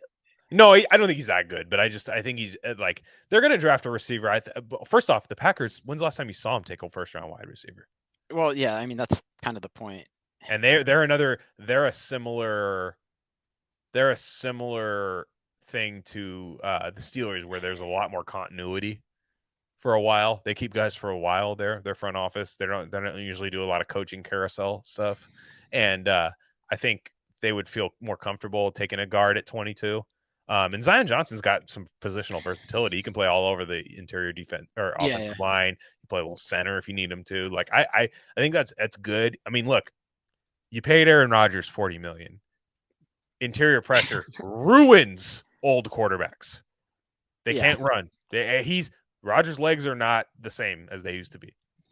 So you need to do that. I think it's very good to solidify. They drafted another guard not long ago, Elgin Jenkins, I want to say was his name, and he was real good. So if you have those positions solidified, I think that's really nice. I just don't love the wide receiver value. I think there might be more to choose from at 22 on next Thursday when they're drafting. Yeah. Yep. I think they might have they might even have Chris Olave there. I'm just saying, like, it might happen. Yeah. But as of now, I would like Zion Johnson over Sky Moore right now and George Pickens. Personally, that's just me, but that's where I would go. So anyways, Arizona Cardinals. Okay. Go this one help out Kyler Murray, who isn't good, but yeah. You hate him. I Kyler Murray. Interesting. Sucks. I like really backed him because I'm short and I like short athletes. No, it's fair. That's always it's just crazy watching like a 5'8" guy. Let me talk you out of that. And let me talk you out of that. Okay. Short guys got to be gritty. Yeah, soft. The stuff you hear about him, like that he like at halftime will like go and ignore the team and he'll call his girlfriend and talk to her on the phone for 20 minutes during halftime. That's like that's fine if you're so good that it's like, oh yeah, you put up with. Yeah. But like that's to me that feels like a way to kind of lose a locker room. Beta. And this is kind of a sports media thing. You see all these people kind of like being like, well, why does that matter? And it's like, well, it does. These guys like like it does. Mina Kimes, it does matter. These like these are guys that literally like you watch like NFL films and you'll see like JJ Watt and like Brian Cushing going eat on the sideline like they're meatheads. Like quarterbacks have to be sociopaths. I hate to break it to you. You have to be a sociopath. Aaron Rodgers doesn't talk to his family. Tom Brady's a weirdo. Yeah. Pat Mahomes is something about him. I don't know. I love Pat Mahomes. I think he's just great. I think he's just like he's great. So it's you see these guys like on the Epstein flight logs, but he's great. Oh, I didn't know that. No, he is. Yeah, him. Whoa. News. Oh, because of his dad, maybe? No, sorry, he can't be in the league anymore. Sorry. It's a shame. I loved him. I feel like his mental makeup and like Joe Burrow, it's like really admirable. Like no, Burrow's got it. Like you can just see it. You can see it on guys. Kyler Murray, you watch that playoff game against the Rams. It's not that they lost. It's the way they lost. And you're like, whoa, dude. You know how I knew Pat Mahomes had it?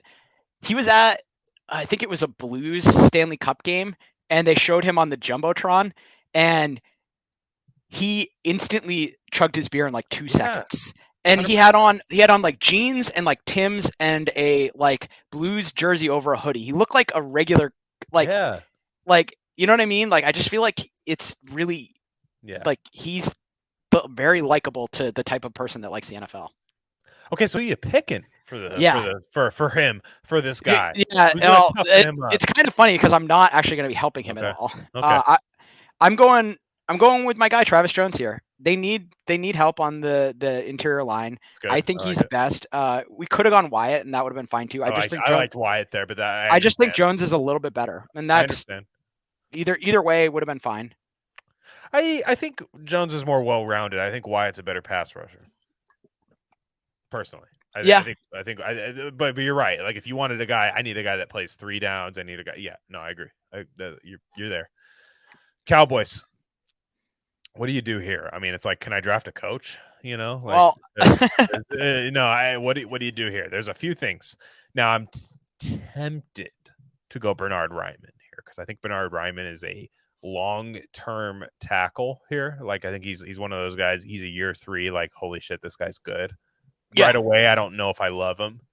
He's got the traits. But the Cowboys need something right away. What the Cowboys are going to do is they're going to draft Devin Lloyd. Okay. Yep. The reason I'm just getting inside the Cowboys' heads, Devin Lloyd, and I agree with a lot of people that say this, he's a very safe guy. I think he's safe. I think you're going to get a good linebacker out of him. I think he can cover. I think he can fit runs. I think he's not scared of anything. I think he's big enough. He's long enough. He can play. I don't know if he's Fred Warner, but I think he can play. And I think that's what the Cowboys need because they screwed themselves with that Jalen Smith contract and the Leighton Vander Esch injuries. And they've always been screwed at that position with and they let Anthony Hitchens go, who had some good years with Kansas City. So Devin Lloyd can come in right there and solidify a position for them because I think they have pass rushers. I think they do.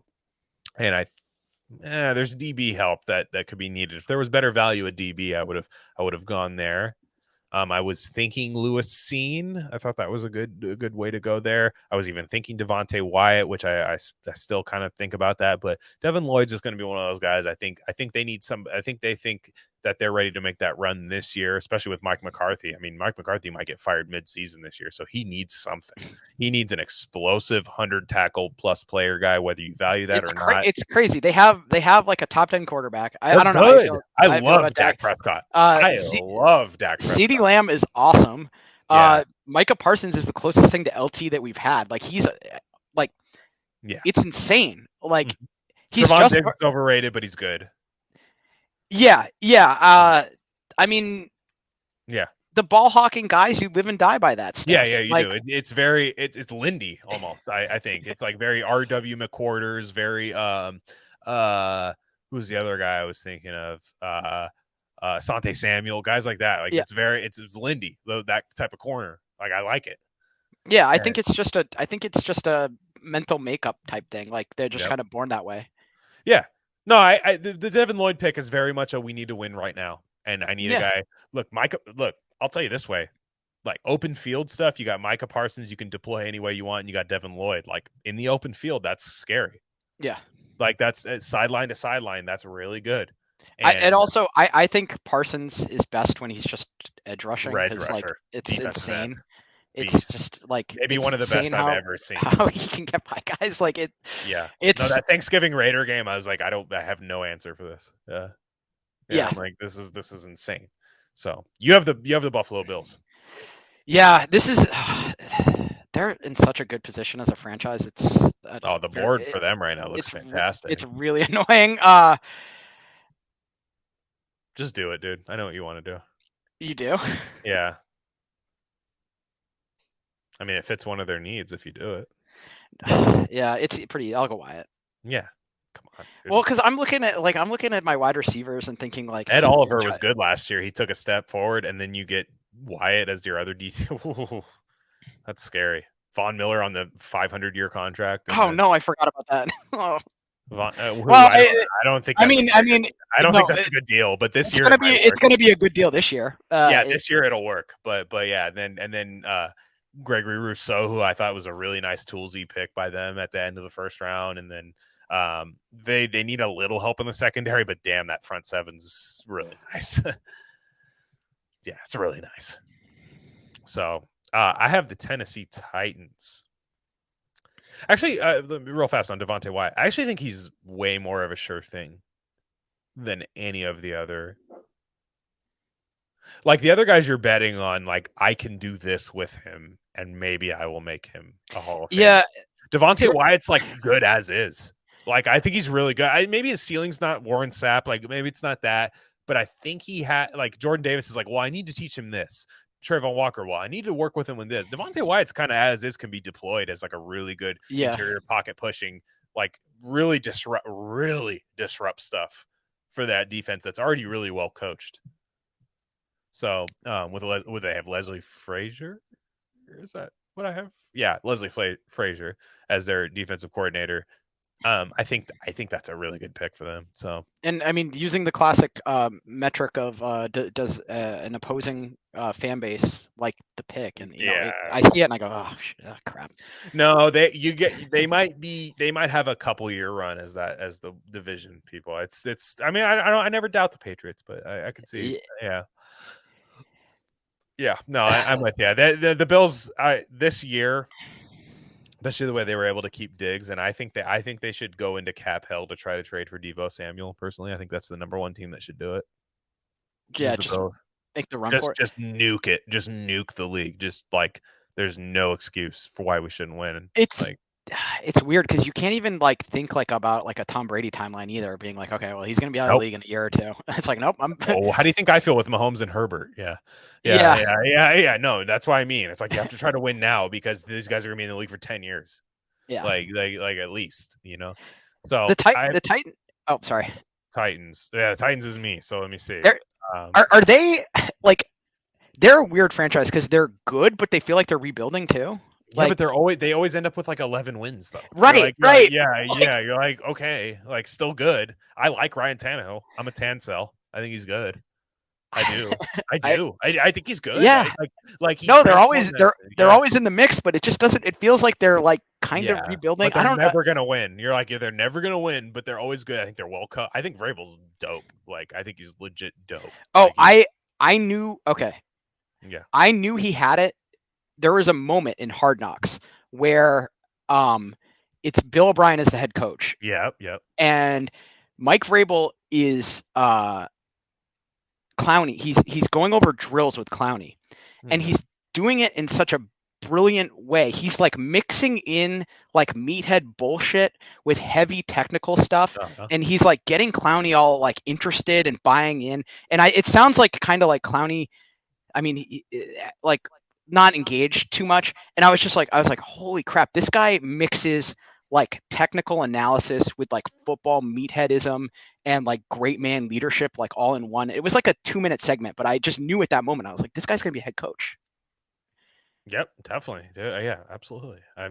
So what I'm gonna do with them, and this is gonna be a little bit of a interesting pick. This is a tough. I wouldn't want to take this pick right now. So Like I have a guy that I love right now that maybe not a lot of people do, but I've watched a bit of his tape, and my buddy Marcus Johnson and his co-host BD Williams has put me onto him. Jalen Petrie. You ever heard of him? yes, yep. Baylor corner, has a little safety versatility. Stud. Like I don't know what people aren't seeing in this guy. If you watch his tape, he is freak physically, can do whatever you need him to do. I mean, he has a couple plays that maybe don't look good on tape and stuff, but like this guy's good. I wanted to give them Treylon Burks here. This is what I wanted to do. I wanted to give them Treylon Burks because I'm still a Treylon guy. I am. Sadly, I am. But I'm riding the Treylon ship. The tape does not lie on Treylon Burks. It's the tape is too good for me to go away. But if they trade AJ Brown in these 6 days we have until the draft, then yeah, it might press them into wide receiver. But as of now, I'm going Jalen Petrie. This guy's good, man. He's my sneaky back end of the first round guy. The knock on him is that he's a slot corner, but in the league you need a slot corner. Like and third corner. He has dime linebacker versatility as a slot corner, which is like a cheat code when you have the slot dime that allows you to do so many things on defense. Yeah, I mean, teams should think I need 3 corners, like because no one plays base defense anymore. Like base defense should change its name because it's not like over 70% of the time you're in nickel. Yeah. Yeah. No, I mean, it's going to be one of those ones. And like I said, we're doing this mock draft for years down the line. So it's like, it's going to be one of those guys like, oh, who's the guy who had Jalen Petrie at the end of the first round? I'm just telling you, like, just watch out. He's in my little Petri dish. We're making a science experiment that we're going to deploy on the world. And you have the Buccaneers with your guy that you probably have a tattoo of, Tom Brady. So I won't want him to retire. I'm starting to hate him because I think he wants to do the Sean Payton Miami thing and like really terrorize us. Fuck him. I don't know, like for coming back. That like stop. You know what I mean? Like I've had enough, Tom. I started to like him after Tampa, and then I'm like, no. Yeah. So I just want him to go away. Like okay. I was kind of rooting for him at first, but now I'm like, dude, like I'm not the front. I'm sorry that the front office was mean to you or whatever, but like don't terrorize the Patriots fans for That's it. the sociopath trait, though, in the quarterback manifested. Yeah. exactly. So This what is do you I do? mean, This is a crazy. The board does not exactly favor Tom Brady here. no, and this might be one where the general manager is sort of thinking like, okay, I have Tom Brady for a year, but like I'm still Yeah, work I'm for the still the Buccaneers. GM. Yeah, Yeah, I still work for the Buccaneers. So I think this is where like a good place for Raymond to come off the board. He can never have enough tackles. Plus, like we discussed previously, like he's probably not really going to be at full capacity for 2 or 3 years. And you said Raymond for that? Yeah, yeah. I like it. I like it a lot, actually. I I don't, I do. don't, I don't. He might be there. I don't I know like him or because Tyler he. Smith here. I think that was your Yeah, two they're both best picks. both traitsy, but Mhm. not. I don't know. I didn't like who's who on the board is gonna Yeah, contribute maybe immediately. Nakobe Dean, maybe. Yeah. And I'm not a huge fan of him. Maybe George Pickens. Yeah, I mean, another guy I was kind of But looking you're talking at. about a rookie receiver with Tom Brady. Like that's another thing people try to do is they try to assign rookies to these like 40-year-old quarterbacks, Yeah, and they don't work well together in their first year. It doesn't happen. Like they don't right. like that unless it's Jamar Chase level good. You're just like Oh, typically Tyler also, Johnson. Tyler Johnson is first, and they pair Jamar Chase with Joe Burrow, right. who's I was gonna say he already has that's what I rapport. mean. Like for the most part, it's got to be like Justin Jefferson, where it's like, oh, he slipped to number 19 and he's a fucking savage, like it's got to be like that. And so I think that's a great pick personally. So I have the Packers. Now I didn't give them a wide receiver here. I am gonna do it. I'm gonna do Pickens here. I'll Yeah, do it. I'll do Pickens. It works. It I fits. It makes sense. I just It's see him running like go routes yeah, exactly. and Exactly. They're still gonna they're like honestly their receiving core doesn't need like it's like ugh, even with him, like ugh. But like, I mean, they're in a weird position, man. If Rodgers makes this one work, he's not the GOAT, but it adds to the Rodgers lore. I mean I assume he's never going to be more motivated. He can definitely do the back. No one believes in me, you know. Yeah, for sure. Nobody thought I could get $40 million. Yeah, Yeah. but I used to hate the guy, but he's kind of well, the Brady Rodgers thing is a real thing. yeah. But I've kind of come around on him. I kind of he's sociopathic in a Oh yeah, different he has it. In a different, more interesting way, I think. He has it. Yeah, he has it. It's just for some reason he's too cool though. My favorite thing with Aaron Rodgers was when he was coming out against the COVID shots and all that was when he the people were like, I don't even think he did well at Berkeley. I don't even think he's that smart now. It's like what? Like okay, because he'd always been branded as like the smart guy, you know. And cool, it's like, let him die then. Yeah. yeah. Yeah, exactly. Let him die then. I'm sure he will. Yeah. Anyways, I forgot this is going on YouTube, so I can't. Yeah. No. I mean, whatever. We're fucking 2 hours in. Anybody wants to comb that shit, then go ahead. But yeah, YouTube. I'm already on 2 strikes on YouTube. You know my takes. So, yeah. So you have the Chiefs here. I will have the second Chiefs pick, but you have the Chiefs here, and I'm just can you give them the worst player on the board, please? All right, this is kind of a pet pick, and I feel like people have really soured on him a little bit, and I have him as my third wide receiver, which is going to be my board is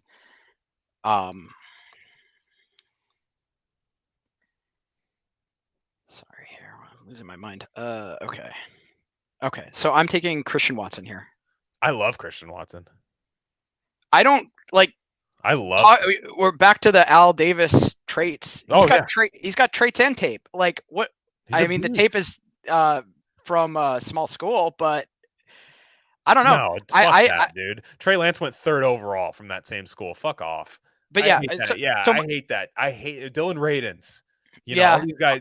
it's the best. It's the best small school. Yeah. Like, okay. Would you rather go there or the Citadel to play football? Right? Like, would you rather go there or UConn to play football? I literally would rather go play at FCS fucking there because, like, for one, they have insane investment in their technology, and they invest in that football program more than UConn would probably invest in their football program, and They have guys that get drafted out of there. It's Wentz broke the seal on that, and no, dude, I love. Well, okay, I hate the pick Yeah, which means it's a good pick. because you gave the Chiefs a speed guy, which I'm hoping they don't find a way to get. I'm hoping they take like Sky Moore or some shit like that. Like I'm hoping they do that.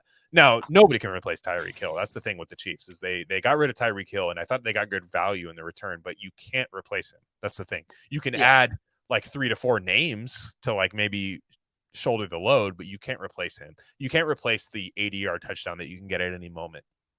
Now, Christian Watson might be able to do that, but also Christian Watson has inconsistent hands. His hands are weird. He has like wide open drops and stuff. I love him. I take the chance on him every single time. But he does have that like unsure thing. Tyreek Hill has great hands. He's a freak, and he should be in prison right now, but he's not. But nonetheless, Father of the year. Father of the year. Yeah, exactly. So I have the second Chiefs pick.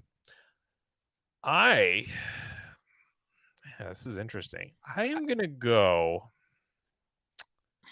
because I'm gonna go with Daxton Hill, who I think is a really, really traitsy corner. Yeah. They lost a couple corners. They lost Steven Nelson and who am I thinking of? The guy that went to the Niners, Charvarius Ward. They lost him. They need corner help. They need it more than they need wide receiver help, in my opinion. Daxton Hill, I think, is long, traitsy, good. Steve Spagnuolo knows what he's doing on defense. Wide receiver and corner. That's their two biggest needs, in my opinion. What I wanted to do here, even though he's coming off the injury, is what I would do here is David Ojabo. I take the flyer on him because I think he's a stud. Yeah.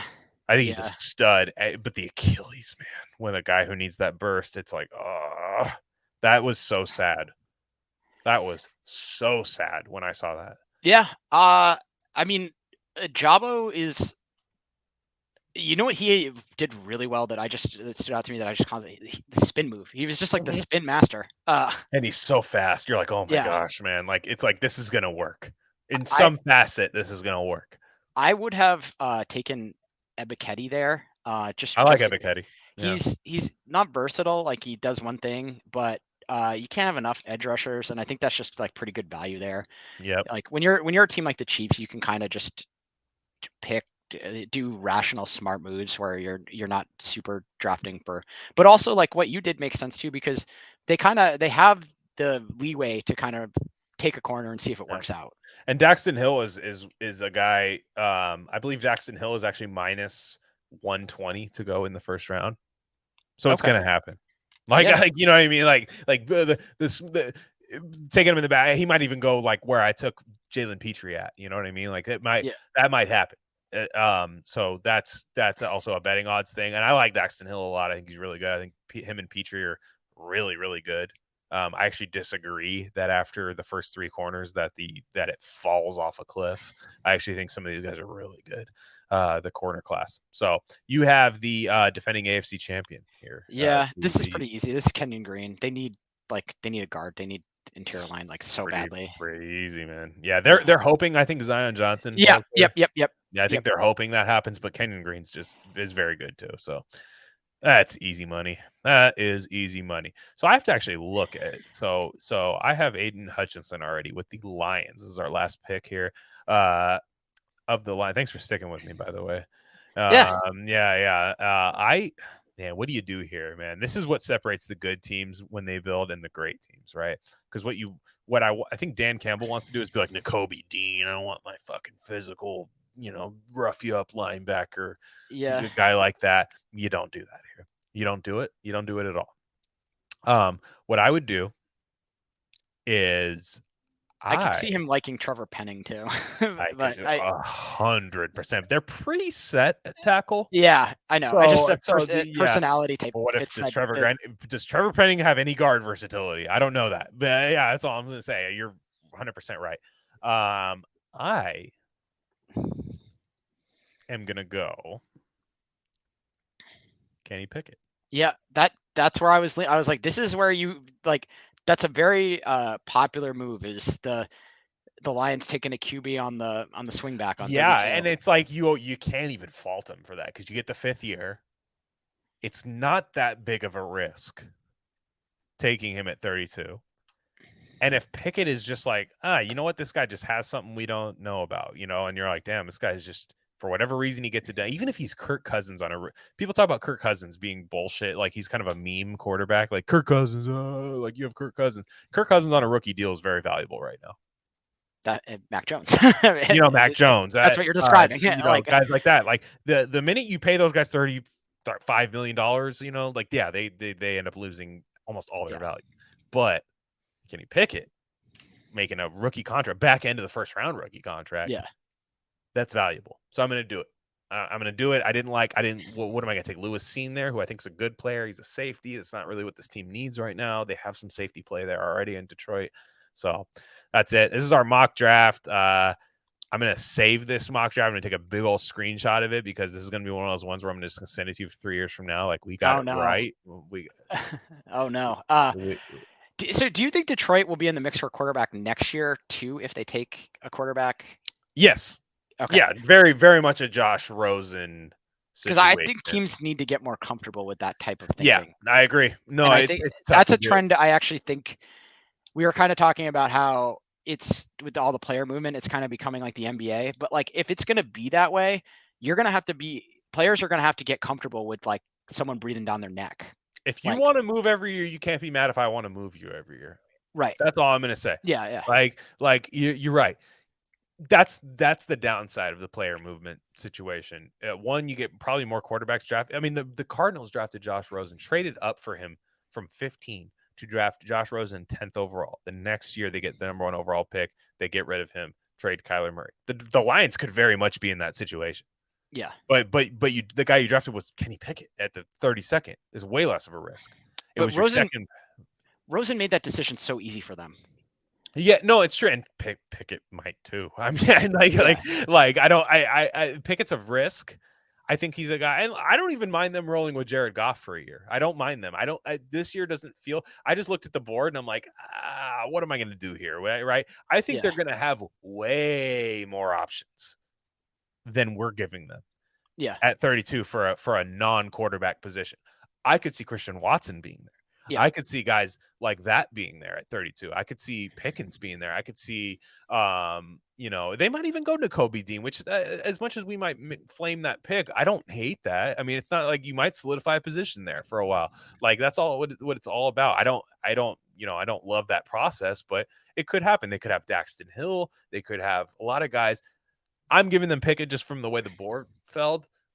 I feel more comfortable taking Pickett in the second round, but there's also a case to be made that if you like a guy to take him in the second, you take him in the first because you get the 5th year. Yeah. There's also a case to be made for that. So, anywho, any closing thoughts on the draft, man? No, it went a little. I feel like I set the tone with the Stingley pick. You did. Oh, buddy, and that took it up. Yeah. That was kind of me also just kind of staking my claim on Stingley, being like, you can be the guy that had Stingley 1 overall. You can be the guy. Yeah. Could look like a genius in 3 years. I was an Aaron Donald. I was an Aaron Donald guy in 2014. I'll never let anybody forget about it. So my dad's a big Rams fan. And at the time the Rams weren't very good. They had drafted Greg Robinson 2nd overall. I told him they should take Khalil Mack and Greg and Aaron Donald. This is what I told him. I said, you go Mack and Donald, you have McDonald's. You can like slogan that. Greg Robinson, classic 10-year. Yeah, classic 10-year tackle. So he didn't like it. I remember I was like, but to be fair, he was like a consensus guy. Yeah. Like people like it was just like Greg Robinson. Yeah, I remember. So what I told him was, I was like, they drafted Donald, but at the time they had Michael Brockers, Robert Quinn, Kendall Langford. They had all these guys on the defensive line that were like good already, and they had so many needs everywhere else. And they drafted Aaron Donald. I said, Dad, this guy's like the best defensive tackle I've ever seen. This guy's so good. He's like on a read option, he's tackling both guys. It's insane on his film. Like, he's just a freak. Like, you know what I mean? I'm like, Dad, there's no way this pick sucks, is all I'm saying. Like, maybe you want it, and he's like, whatever. He has a jersey now. And so it's all good. But hey, they had Khalil Mack and him, like, holy shit, dude. Like that would have been wild. So I had said that's where they should have gone. But you could be the guy that said Stingley was the best player in the draft. And as much as I'm hesitant on Daryl, Stingley, you could be right. The ceiling is there. Yeah. The ceiling is there for him to be the best player in the draft. Like The thing is, I know if I had the job, I would be a coward and I wouldn't do it. No, yeah, like you know, like that's the problem. That's the Yeah. problem with all the podcasts I listen to. I'm like, you're not doing that if you're under contract. right. You're not doing that pick. You're pussing out and taking Aiden Hutchinson. Like, Well, you know, it's like different things. It's like, well, you know, my you know, my family has gotten accustomed to a certain lifestyle, and like I'm over here, like, you know, we often forget the human element of the game. Yeah, so. yeah. Anyways, Nick, thank you for joining me, man. Yeah. Good to kind of meet you. I propose. Yes, exactly. I propose that we do something after the draft, a recap after the draft. Yeah, man. And if you ever like, if you like want to do like a quick hitter type stuff, like the, you know, Deebo Samuel bullshit, like, and get on for 15 minutes. Dude. Yeah, like I need that. I got nobody. I got nobody to do that with. So, yeah, I hate doing it alone too. It's terrible. So yeah, no, 100%. You will be on my sports guy and retainer. Cool. And but definitely after the draft, because I need a. Although draft grades are always like kind of that's immediate. Draft grades, just how it fell. You know, I don't care about grades. I know A-. Well, the other thing is there's gonna be trades. They're like, but that's what I mean. I don't, unless I'm an insider, like I don't really think I'd have the right to mock trades. Like, and I'm glad we didn't. That's okay, because our board is so crazy anyways, that the way the draft or our mock was so crazy anyways, it would almost look like there were trades. But after that, I mean, you know, after the draft, we'll do a thing where we grade. Hey, we'll talk about the trade. Hey, that was a crazy trade. What the hell are they thinking? Trading up for a lineman, trading up 7 spots for a tackle. Like, what's their problem? You know, and so we'll do that. So, anyways, follow him at Rainmaker207 on Twitter. This will be up immediately uploaded, because I'm scared that Deebo Samuel is going to get traded in an hour and the picks aren't even going to be the same. And anyways, I'm Glen Rockney. Follow me on Twitter at Glen Rockney. Follow at RareCandyPod1. Subscribe to this channel. I'm going to put it on YouTube. It'll be on Rumble as well. And buy some merch, buy whatever. And all right, see you guys later. Take care.